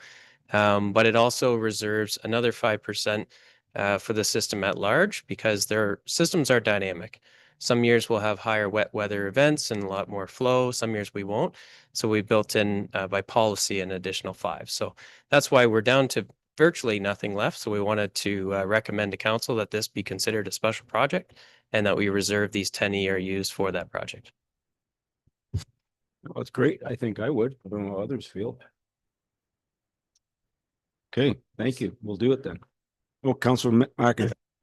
Through you, Mr. Mayor, does that jeopardize anything that's, don't we have 13 units being put over on Gill Street or somewhere? What about that? Is that already approved? Through the chair to Member McIntyre's question. So there were 13 units proposed on Michael Ann Drive. Yeah. And under the new servicing or current servicing allocation bylaw, people are only allocated service for a set amount of time. I think it's usually 3 years under that policy. So because they've had more than 3 years lapsed since their approval, they no longer have provisional. Oh. They would have to come back. So they could be an example actually of like a shovel-ready project that could come in and take up capacity because their site plan agreement was essentially finished. So, you know, if they showed up tomorrow with their signed site plan agreement and their securities for the development and their building permit, we could give them that capacity back because we still have 13 units available. And that's how these numbers kind of get picked away at, right? Is that all of a sudden it's a first come, first served basis. So their time in that 3 years is lapsed. Correct. Thank you. However, you know, they could show up tomorrow and then we could give them capacity because we have 13 available. Any further comments? Okay, do we have a motion, Madam Clerk? Thank you. The motion reads that Public Works Report W 26-015 dated June 3rd, 2026, with respect to the Coldwater Public School servicing allocation be received. And that council considers the proposed Coldwater Public School expansion project as a special project of interest under the servicing allocation policy. And continues to work with the Simcoe County District School Board on the proposal. And further that the final allocation of servicing capacity be conditional upon confirmation of capacity being available at that time. Mover and a seconder, please. Moved by Counselor Brennan, second by Counselor Taylor. All in favor? That's carried. Thank you. Do we need to pull 4-1? I don't think we do we? Somebody pull 4-1. No, it was spoken to when we covered off Okay. the septic inspection plan. All right, so now we rise from committee of the whole. Correct. So the motion is that committee rise and return back to formal council session to receive a report on the proceedings of the committee of the whole. Mover and a seconder, please. Moved by Counselor McIntyre, second by Counselor Brennan. All in favor? That's carried. Okay, So- next motion is that the recommendations of committee of the whole for the meeting of June 3rd, 2026 be adopted as resolutions to council. Mover and a seconder, please. Moved by Counselor Brennan, second by Counselor Taylor. All in favor? That's carried. We have no notice of motions. County Council Boards Association and Committee summaries. Who would like to go first? Counselor Taylor.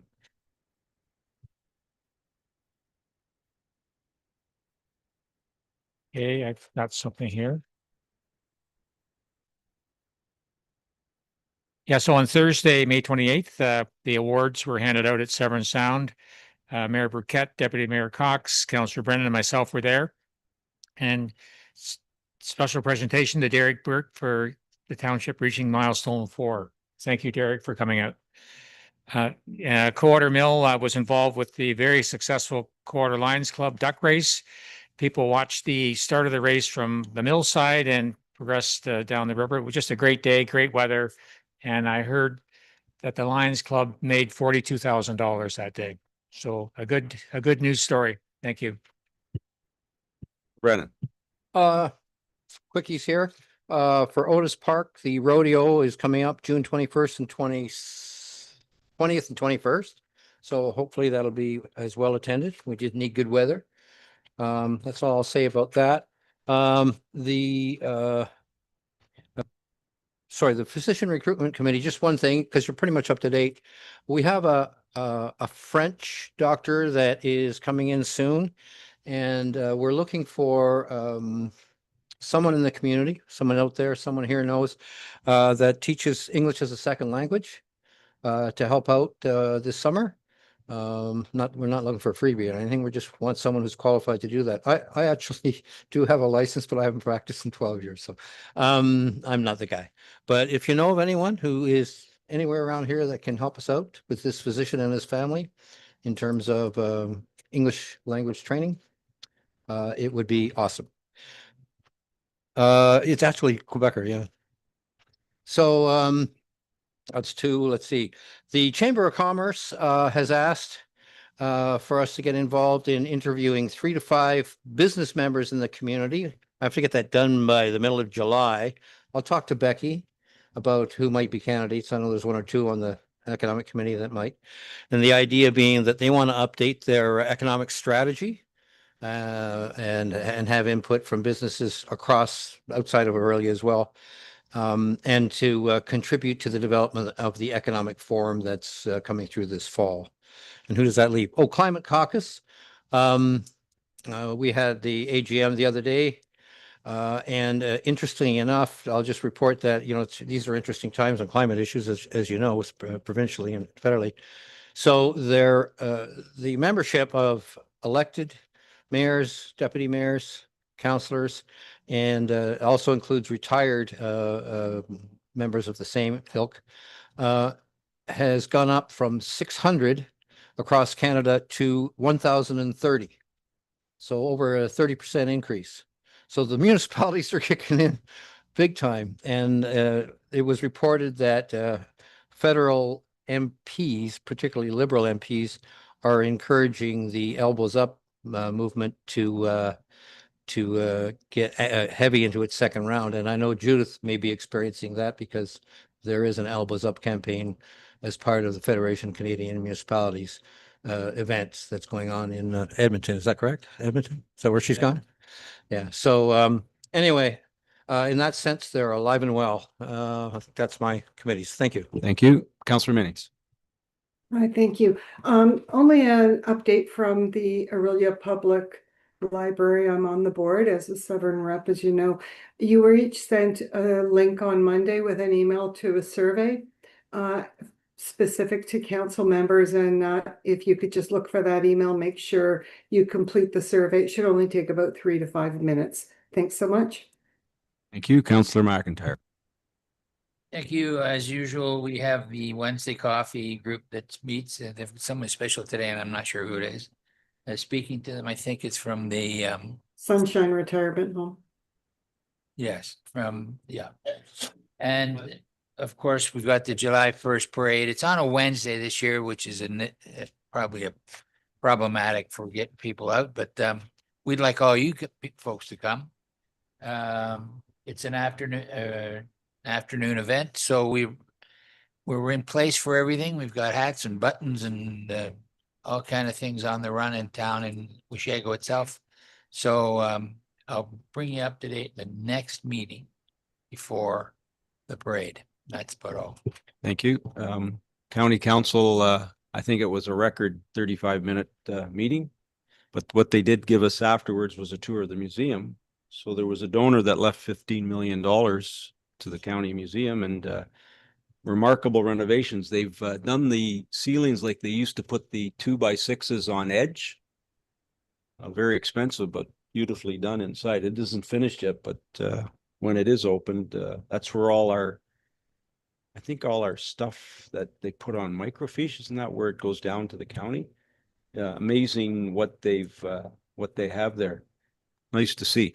And then I know this isn't part of our thing, but yesterday at Lakehead University, one of our own that started Weber's, well, his dad started it, but Paul Weber was recognized for all, because he sat on the board, for all the money that he did raise for Lakehead University. And Robert Lamb was there, but they didn't mention Ron Stevens because both Robert and Ron were the ones that were instrumental flying to Lakehead to bring the university there. But interesting comment by Robert Lamb. You know why the university is built where it is?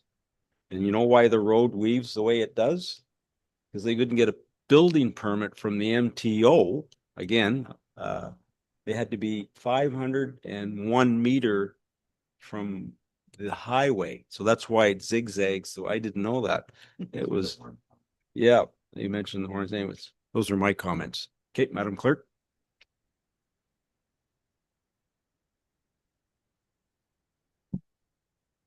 Thank you. So given that we have no closed session, the motion for bylaws reads that bylaws number 2026, 38, 39, 40, and 42 be hereby passed. Mover and a seconder, please. Moved by Councillor McIntyre, second by Councillor Taylor. All in favor? Madam Clerk. Okay, and final motion, which is that bylaw number 2026, 43 is passed and we are adjourned. Mover and a seconder, please. Moved by Councillor Brennan, second by Councillor McIntyre. All in favor? Thank you very much. Thank you, everyone. Long day. And thanks for lunch. Bye.